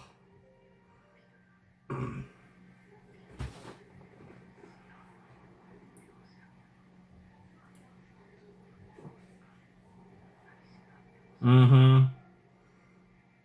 Even before you ever really knew Toru.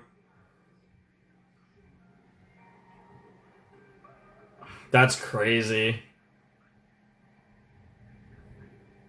Yep.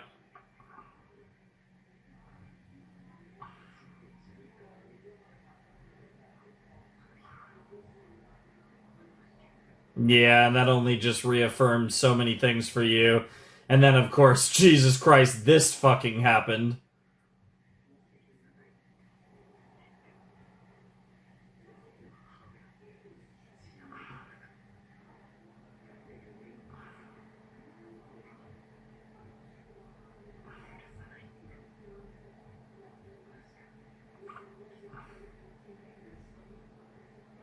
Maybe it was I'll never forget you. Or maybe your trauma just made it up completely.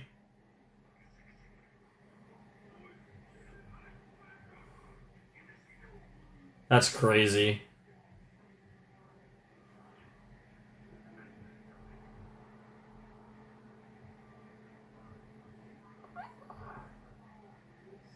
Yeah, that's crazy.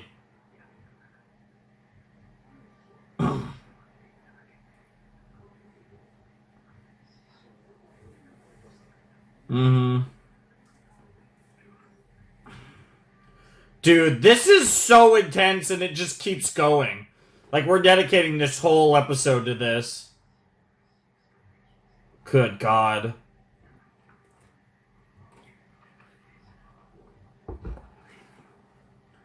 And you put the blame on Yuki just to give yourself something.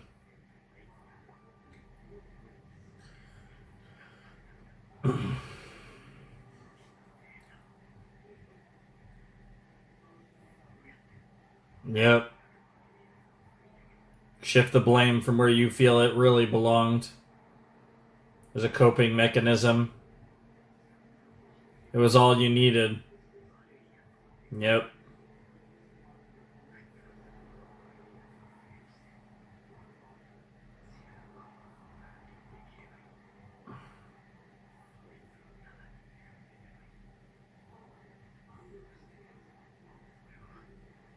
Jesus Christ! This is so crazy! Like, I don't know what am I supposed to say to any of this? Like, until we get the Toru response, if we even get it. I mean, this is just so, yeah. Just letting it all go.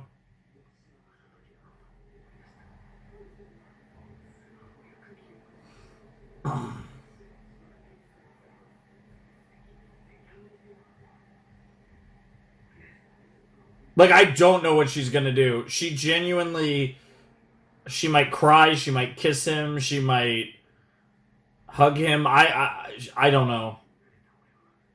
But she's letting him say everything he needs to say.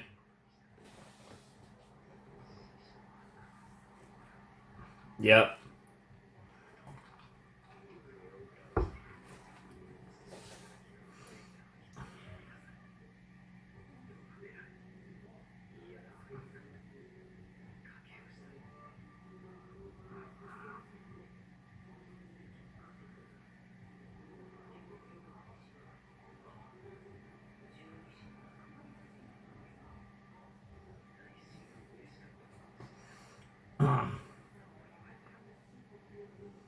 But you wanted validation, and it gave you that enemy. Yeah, exactly. It fueled your hatred. That's a better way of putting it. Yeah, and that's where you got to freaking Toru. Yep. And he knew the name. Yep. Of all people. Yep. Yeah, what are the odds, right? It really does feel like a fated encounter. It doesn't matter. She doesn't need to forgive you. Just be better now.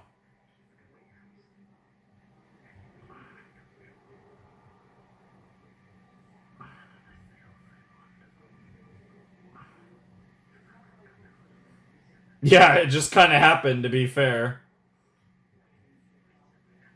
Oh, man. Yeah, and there it is, the end of season one moment, and like I was talking about, that feels a lot like this moment. Good God.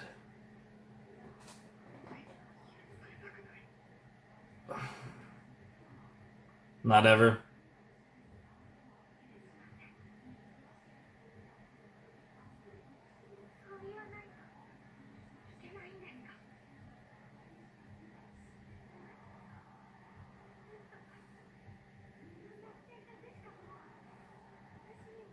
Yeah.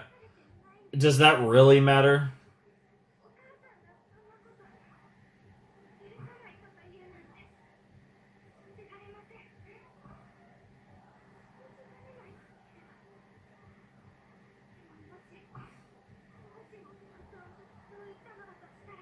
Oh my God.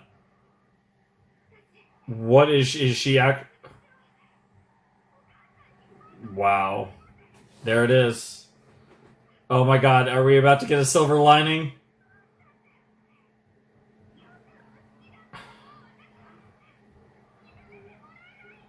It doesn't matter. No, it doesn't matter if Kyoko said that or not.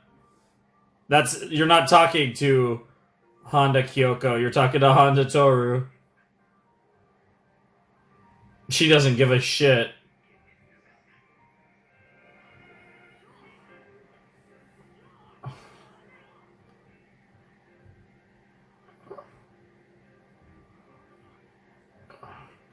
She doesn't give a shit, dude. The music is going insane too.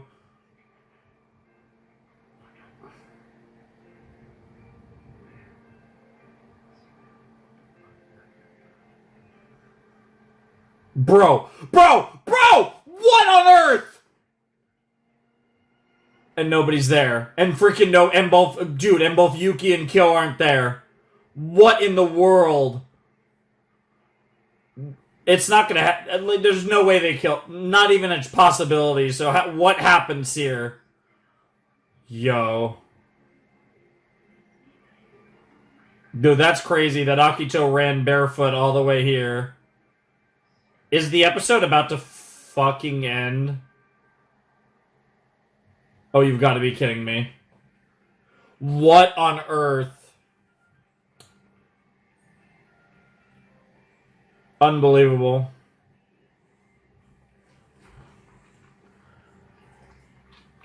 Well, this gives me about 90 seconds to kind of simmer in this episode and think before we go to the final. Well, before we discuss this episode, which was basically entirely Kyo content. And then, oh, well, I can already see episode 9's about to be batshit crazy.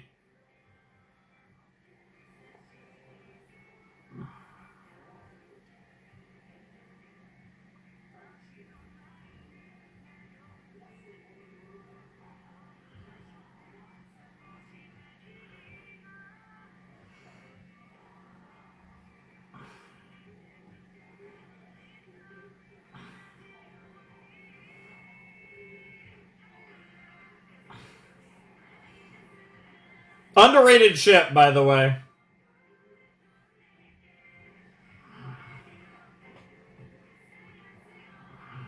Ayame and Mine is very cute.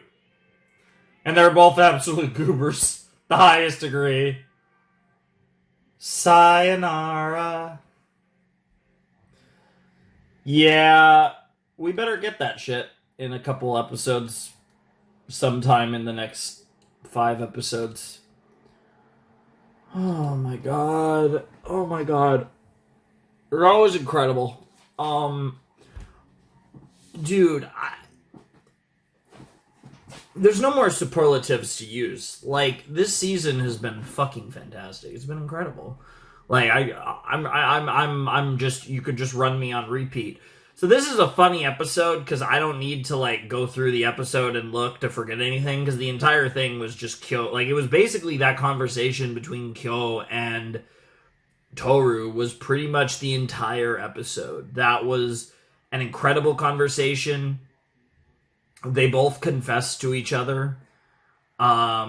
Kyo Kyo truly laid it all bare to Toru about his feelings about everything, his traumas, why he is the way he is, why he doesn't, despite loving her, he doesn't want this to happen. And Toru just doesn't give a shit. And, Kyo keeps trying to find a way to escape, right? A way to run away from it, a way to blame everything on himself. And Toru's just not having that shit. It's like, I love you, you love me, I want to be with you.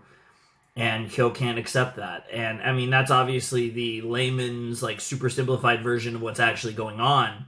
But I think it's important to put it in layman's terms to really kind of emphasize the core root of the problem. And I think it's one of those things. I'm curious to see how Yuki is going to potentially be the one to get through to Kyo. And I'm curious what this sequence is going to be between Toru and Akito, who are both in incredibly fragile emotional states right now. I don't know. What's crazy too is, like, yeah, we have no confirmation on Kurino, and Akito's got the knife, and like this feels like the climax. I'm not gonna lie.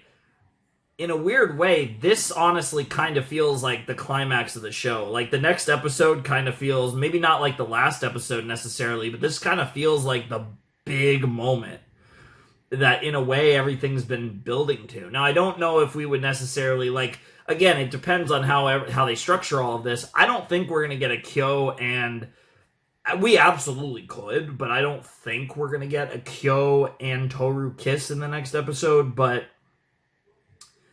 I don't know. I feel like we're going to this is going to be the absolute tipping point for Akito, and however this scenario goes between Akito and Toru, it's going to have to lead to Toru not dying. So I don't think, Akito's going to stab her or anything. So we have to see how this plays. And I really don't know how this is going to play. And I'm super curious how they're going to pull this off, and what this whole ordeal is going to look like here in the final episode of the set. I don't know, right? Like, this every episode of the set has been insane, and kind of for different reasons, but all just because, like I said, the show is just peaking so hard right at the climax. And this is the type of thing you dream of, right? When you conceptualize a series, when you write a series, you dream of peaking at the climax. And I think, like, the thing that holds back Fruits Basket from being one of my favorite series of all time is the fact that, like, I do really enjoy it, but it's just, I don't like consistently think like it's one of the greatest shows I've ever seen. But I think this is a pretty legendary peak happening right at the end, which is like the best time to peak, obviously. So it is one of those things where, the ending and a lot of people would say the ending is the most important part of a story, and God, are they hitting it, and they've built to it well, and holy shit, is this ending just out of this world so far. Final season has been ridiculous, and I like I said, it's definitely like, this feels like, again, it follows a lot of like Japanese like anime, like this series is a very anime series, but again, if you just made this less anime, I feel like this would just be like, I could imagine something akin to this in like a live action form, like, Hollywood Western, deal. And like, I could just see how, like, oh my God, like, this would be the type of shit that like women would be fucking addicted to, which, to be fair, I guess is still probably the case in the form that the Fruits Basket exists in. But this is incredible. Like, it's so compelling, and it's just, you can't look away. Like, everything is just so fucking good, and like, this is just, like, this is like, it feels like in a lot of ways, in its own world, like, this is such a great representation of like shoujo. And like, it's just, oh my God, it's so compelling. I know I keep saying, like, I keep using that word because I feel like it's the word that best describes what I'm feeling, because it is. It's just absolutely, I'm so locked in. I'm so engaged with every second of every episode. It is just, like, this has always been an interesting show, but I do think that there's been lulls where, okay, the episode's kind of cool and whatever, and I always wondered what it would look like when the show finally got to its kind of end game and, like, it was just all gas, and, like, what does Fruits Basket look like in that form? And I could never picture exactly what the show would look like when it got into its later stage and it was just all gas all the way to the finale. However, I don't, as excited as I was for the prospect of what late game Fruits Basket might look like, I don't think I ever could have imagined just how just consistently, like, gripping this show is, right? Because, I mean, yeah, it's intense, it's emotional, it's all those things, but it is emotional. Like, this whole show is emotional, and this whole show has plenty of intense moments, but just how consistently gripped I've been between the first reaction and this one, and I'm sure this will apply when I do 10 and 11, and when I do 12 and 13, whether I do them on the same night or on different nights, whatever that deal is, because I wouldn't be surprised after 10 and 11, where, they're going to be two separate videos, of course, but I wouldn't be surprised if I feel like, oh my god, I have to finish this, and then, who knows about Prelude, because that's obviously going to be some sort of prequel thing, but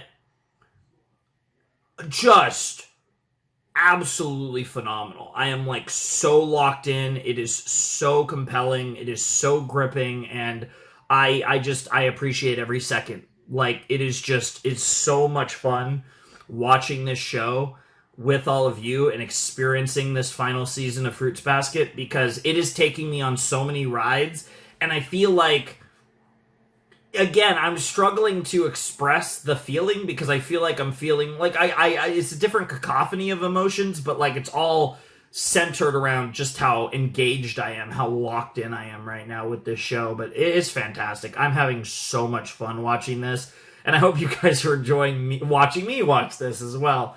But yeah, I mean, Kyo's trauma, if Yuki's the one to get him through, that makes all the sense in the world. I'm so curious what that Kyo Yuki scene is going to look like.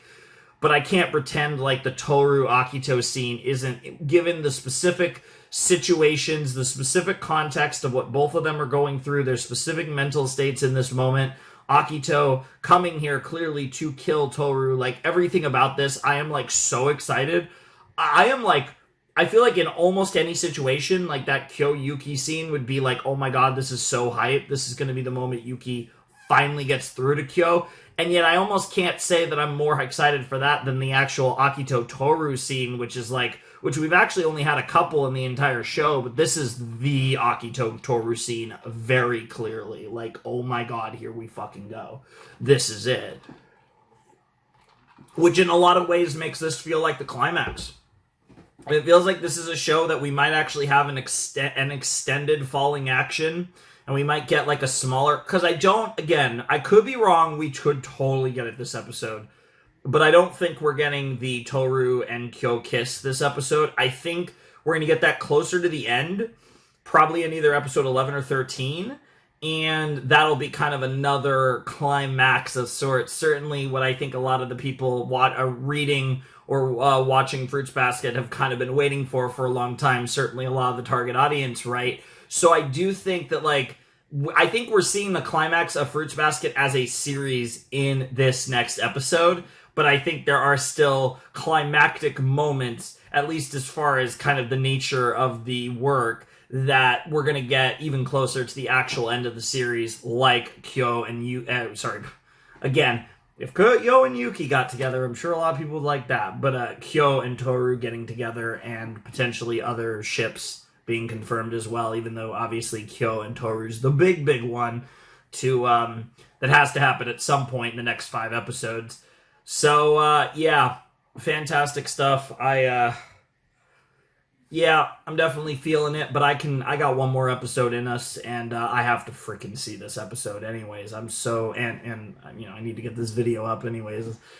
Kind of been watching this bits and pieces over the day, and now it's 7:30 at night. I need to get this video done so I can actually edit it and render it and get it up for you guys on time. So anyways, oh man, let's watch episode 9 of Fruits Basket season 3. Here we go.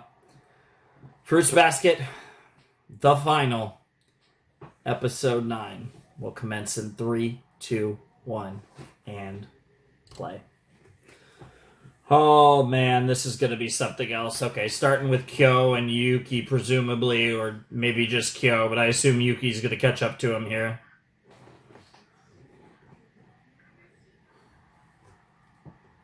Here we go.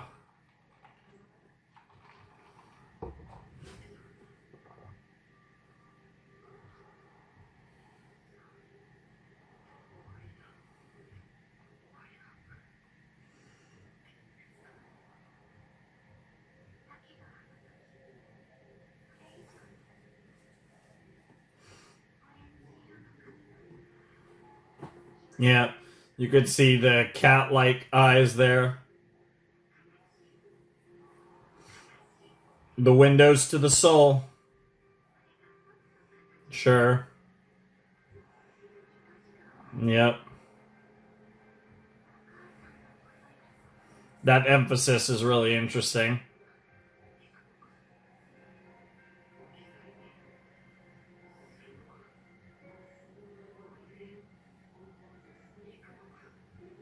Oh shit!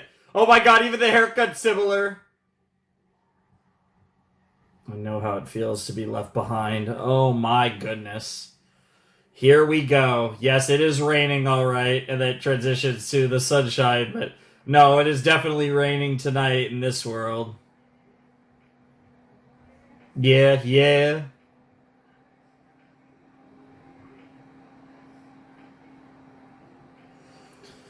Yeah, just taking in this OP gets a chance to just decompress for like a minute.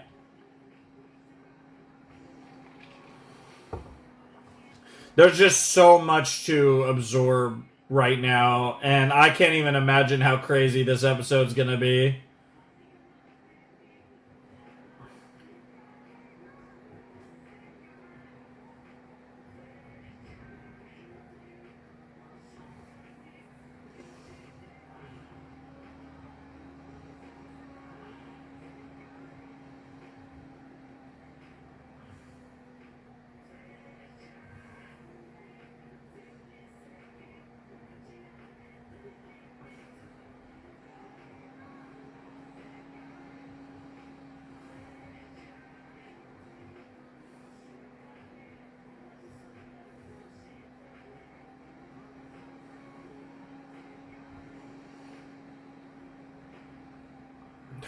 Here we go. Fruits Basket, the final. Let's get it. Okay, Yuki chasing after Kyo to start.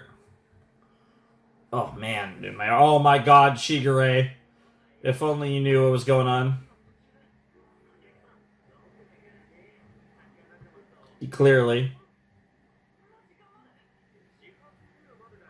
Wow.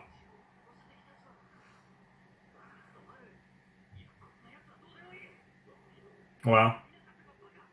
Yeah, the Baka. The Baka.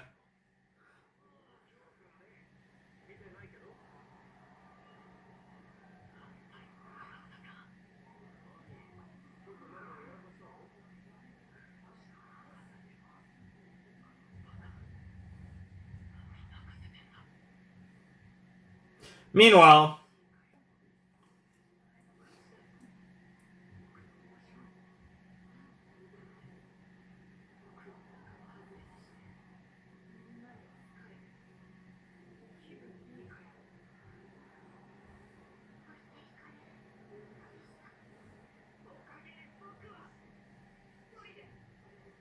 oh, oh, and again, you can't see the eyes, the shadows in all their eyes. Gosh, dude, Akito is so pretty. I mean, I was saying that shit before, but I see you, yep.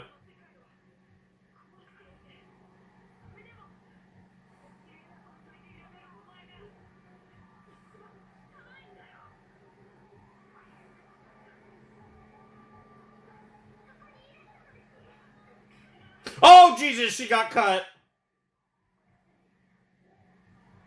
Dude. Dude. Oh, Jesus. She's not gonna stop. Yep. Yep. Yep. The opposite, right? When you're treated as nothing, but when you're treated as special, that's the opposite form of loneliness. Yep. Yep.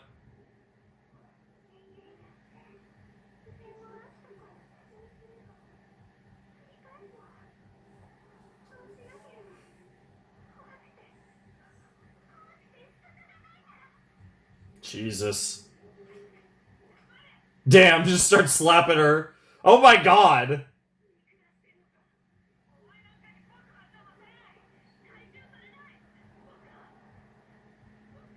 But you already dropped the knife.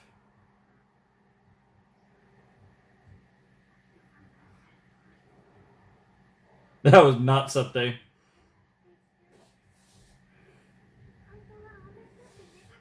Yep. Yep. Yep. Yep. Yep. Oh my god. Oh my god. Why is this so good? Bonds. Yep. The exact same things. Maybe there's not weird magic involved, but it's the exact same thing.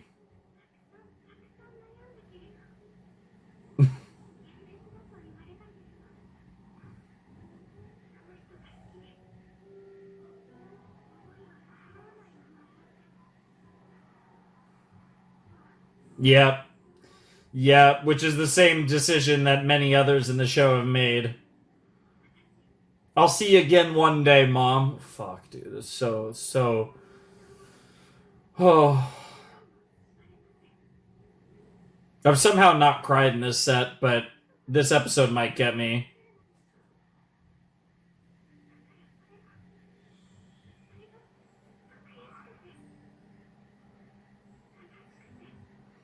Yep.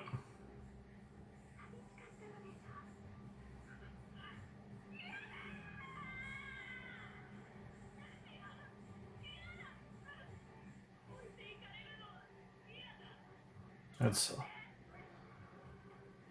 Dude, nobody has shoes on, too, by the way. Is this where Shigure...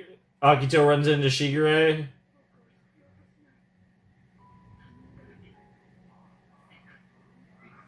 No, no, Toru's not giving up.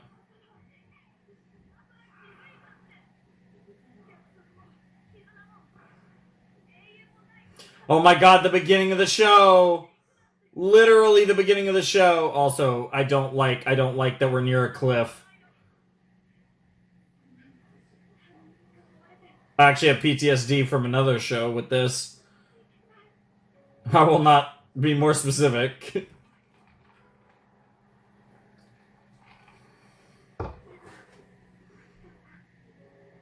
I'll be your friend.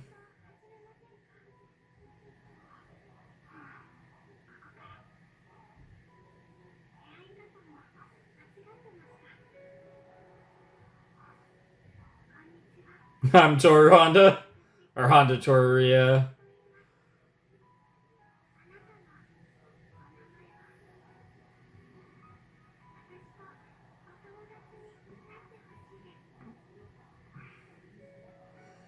I really don't.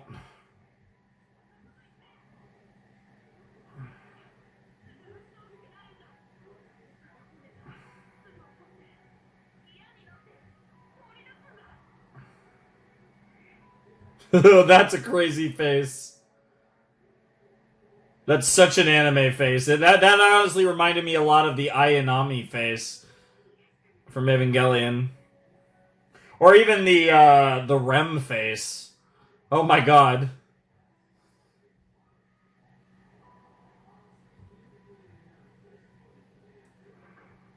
What in the literal fuck? What the actual fuck? Who's about to save her? What the fuck? Who's gonna save her? Who's gonna save her? Oh my god, it's literally the cliff. What the hell?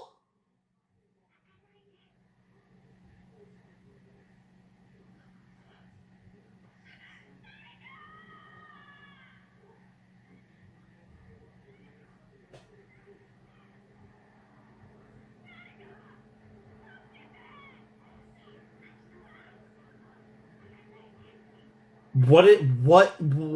My brain is not working right now.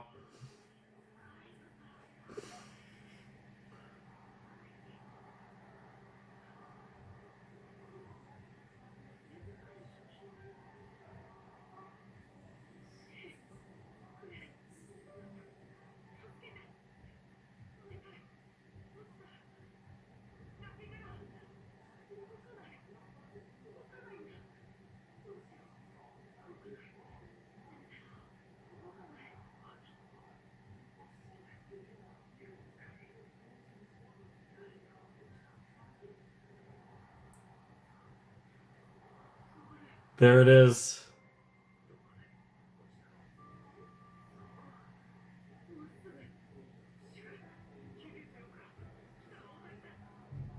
So she's gonna survive, obviously, but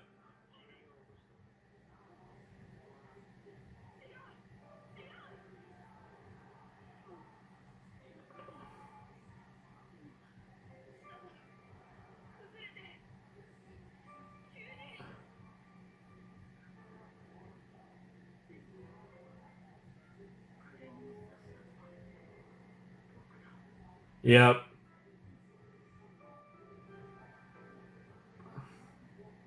Dude, I don't know what to say.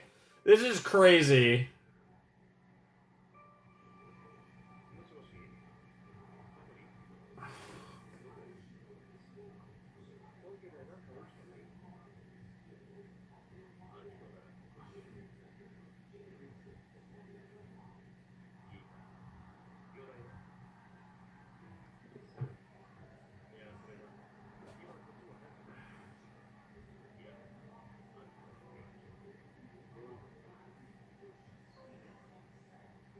That's crazy to see you two now.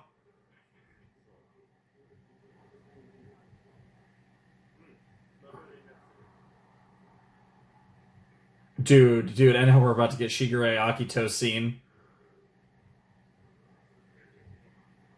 Okay, Kurino does survive. Okay, yeah. I figured the way they're going with Akito that Kurino's gonna survive to get Akito where Akito needs to go in this story. And obviously Toru's gonna live and Toru can testify to the fact that Akito didn't drop her off a cliff.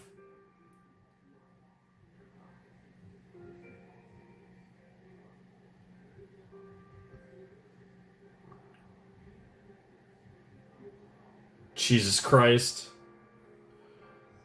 I mean, how? I mean, obviously she's gonna survive this, but that's crazy that she's gonna survive this.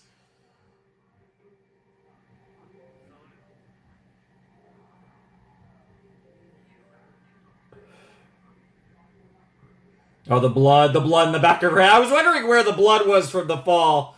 Because, yeah, if it was gonna be head trauma.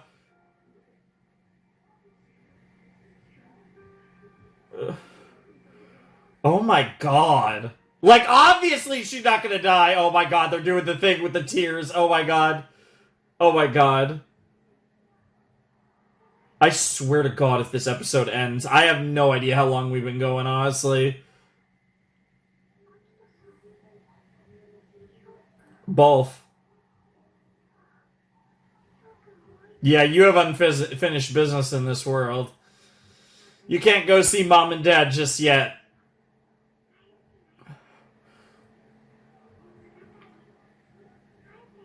Yep.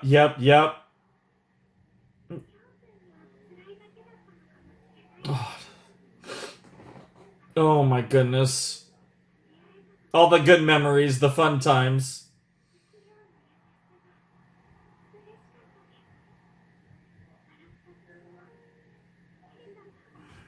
Wow.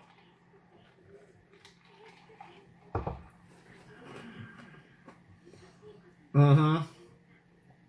Yep. Oh my god. That moment, which was so emotional. That was the biggest tell, honestly, for a good amount of the series. This moment was far and away the biggest tell that Kyo and Toru was the endgame.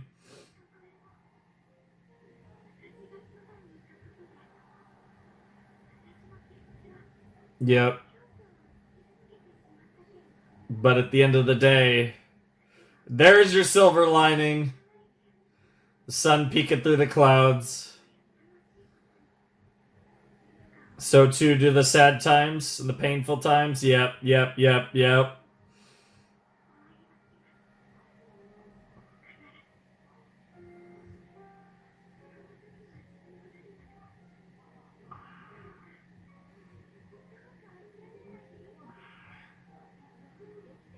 Hell yeah. Oh my god, that's such a cool visual. Oh my god.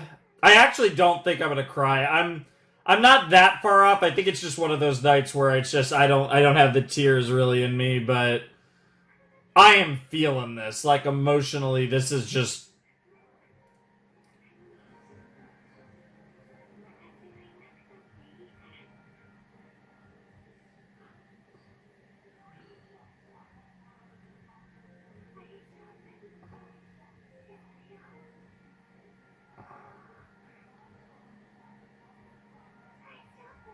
oh my god.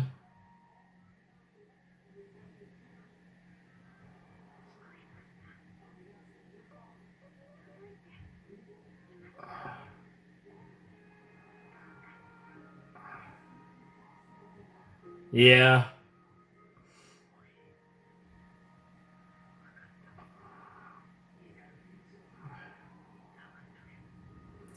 You're gonna make it, girl. Wow. That was not the I never imagined that would be the context of their first kiss. That's crazy. Of course, we're at the Soma Hospital.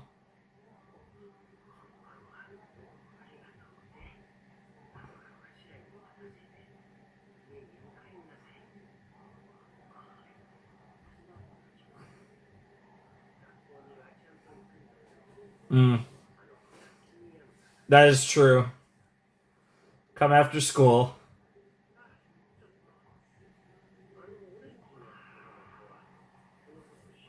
Oh, he knows.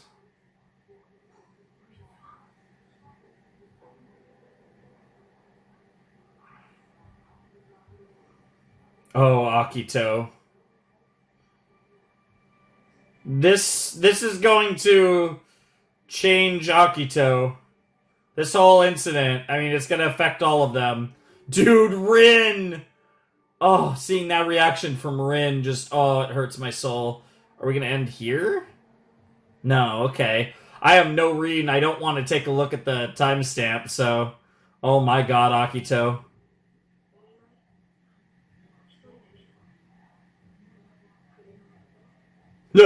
Yes, the answer is yes.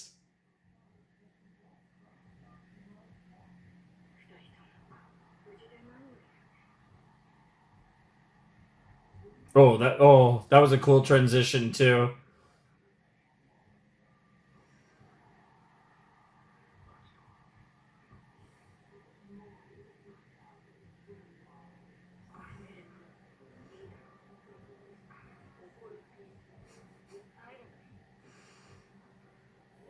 I mean, to be fair, I mean, yes, you hurt Toru, but you weren't responsible for her fall.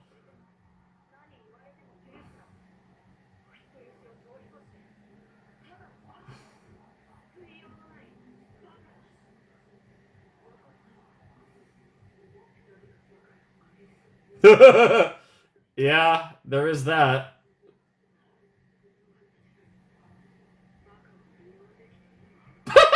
What a line, Momo G!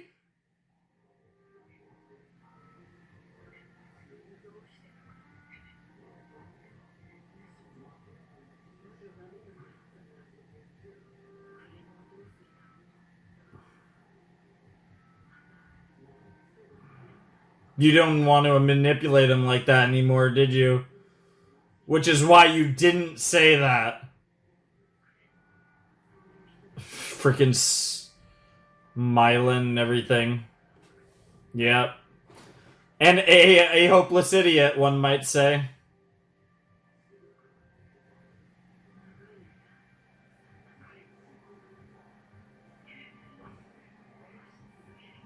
Figuratively. And eventually, literally.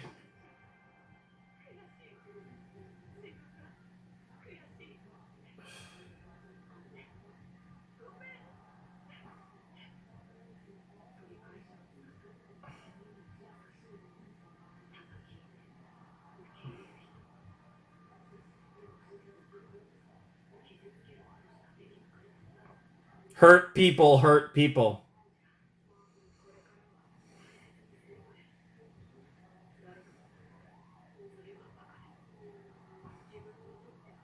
Dude, Momo G clutch.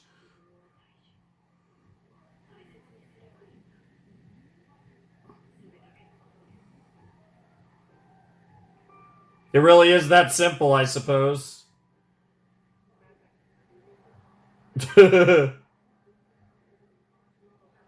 Oh, we're running this back to also early Fruits Basket. Wow.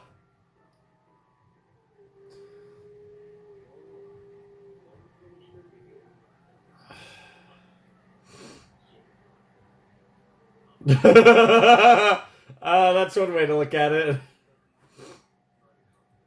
Clearly.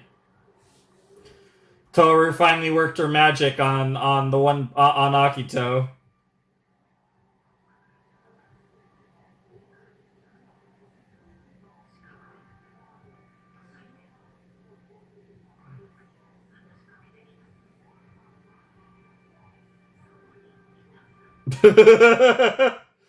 Almost like she was the goddess of the zodiac. I guess it kind of worked out. Yeah, I don't buy that for a second, you asshole. Yeah. Oh, son. Dude, Akito is so pretty. I hate that I like Akito as much as I do. Oh yeah, play that ED. No, they're doing the fade-in thing with the ED. Only a tiny bit, but... Yeah, I mean, that kind of feels like that was the climax of frickin' Fruits Basket. Oh my lord.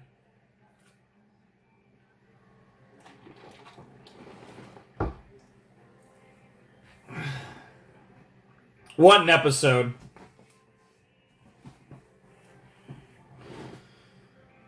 Crazy that we have 4 more episodes left, but I actually really like that because we have a lot of things that we have a lot of I like that we can explore a lot more things before we actually say sayonara at the end of this ED and at the end of this show.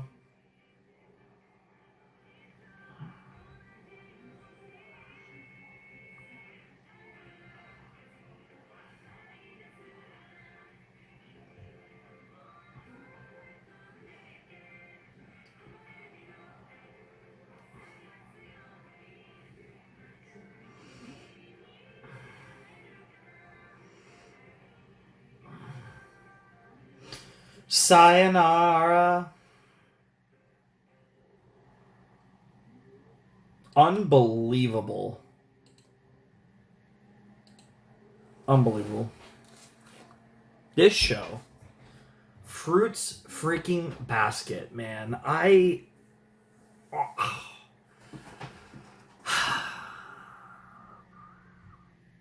don't think I'm gonna have a long discussion on this episode. Now I'm probably gonna be wrong. But I think I can keep this sub 10 minutes. I honestly think I can, because what the fuck am I supposed to say anymore?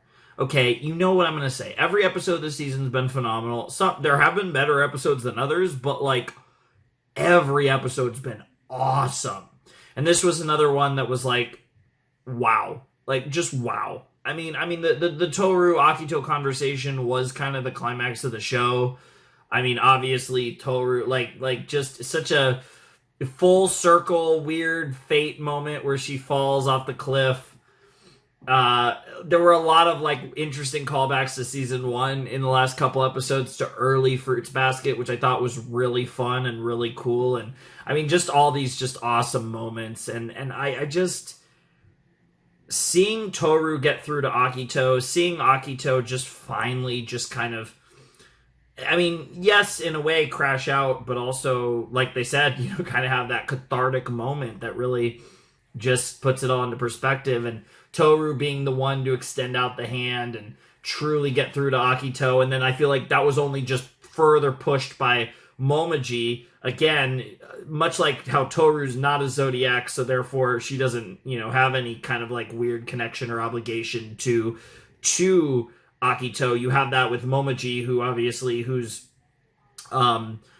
connection to the Zodiac has been severed, much like Kureno, and like that makes those moments with both Toru and Momo G, saying what they say, do what they do with Akito so powerful, and it really just brings this whole thing together in such a beautiful way. And it's kind of one of those funny things where, like, yeah, Akito, I mean, Akito, like, I don't know what, like, I guess it would be, I guess because Kureno and Toru are just gonna let it go. He's gonna get away with attempted murder and assault with a deadly weapon, because I guess that's what that would probably be, because attempted murder for Kureno and then assault with a deadly weapon on, I assume that's what that would be. I don't know the specifics, but the Toru thing, because she cut Toru up pretty bad.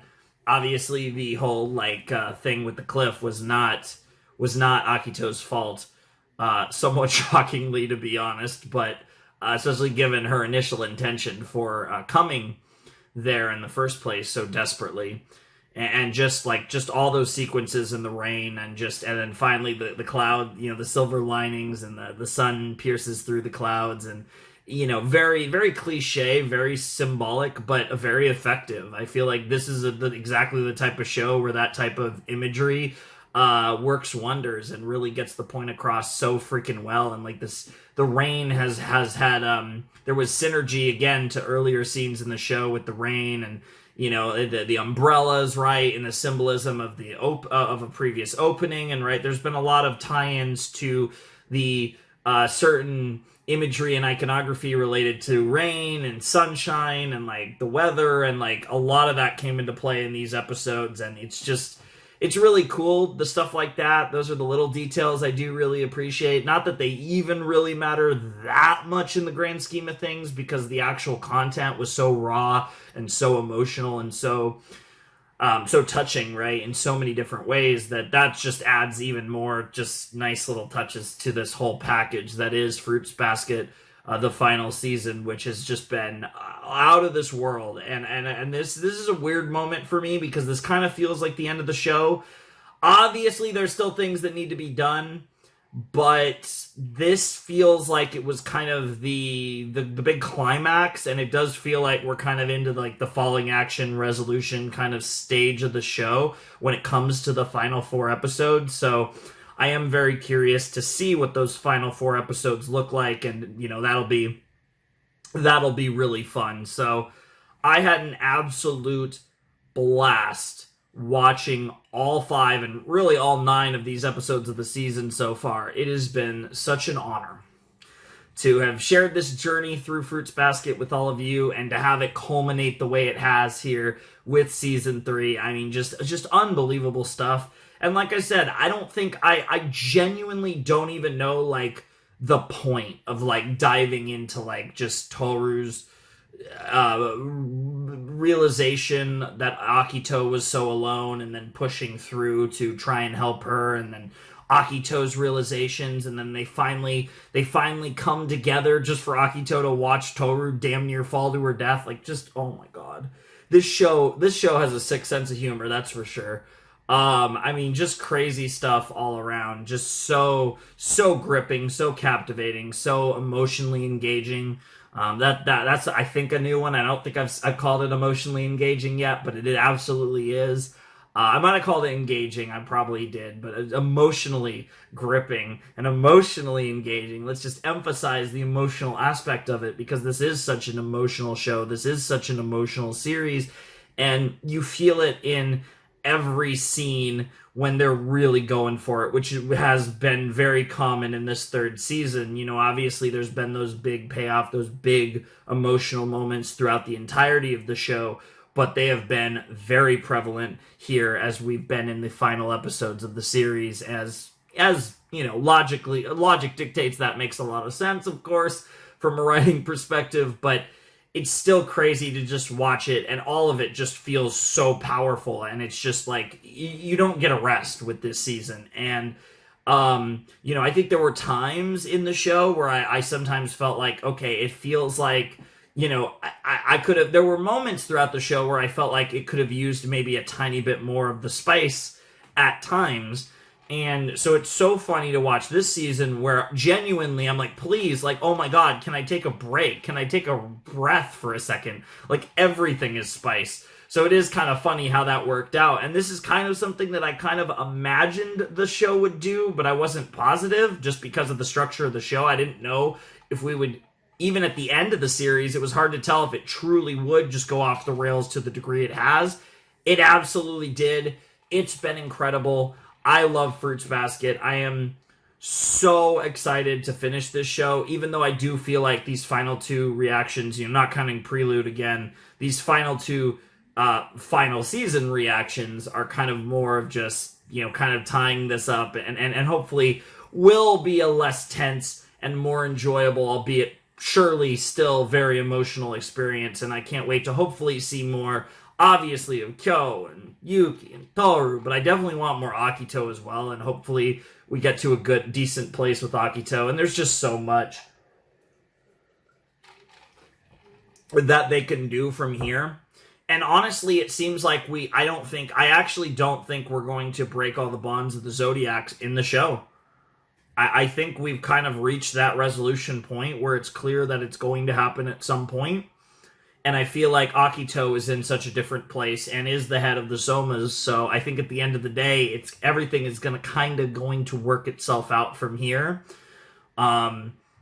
And yeah, now it's just the Kyo and Yuki stuff and a few other, like, it's at the end of the day, everything's going to find itself and everything's going to work out, and it's going to be beautiful. And I can't wait to watch it. Although right now, I actually really do not want to watch any more of this show in right this moment, because I feel like I kind of got sensory overloaded with Fruits Basket a little bit today. And I actually had a long break after, I think, the first two episodes, and then I think a shorter break after the third episode.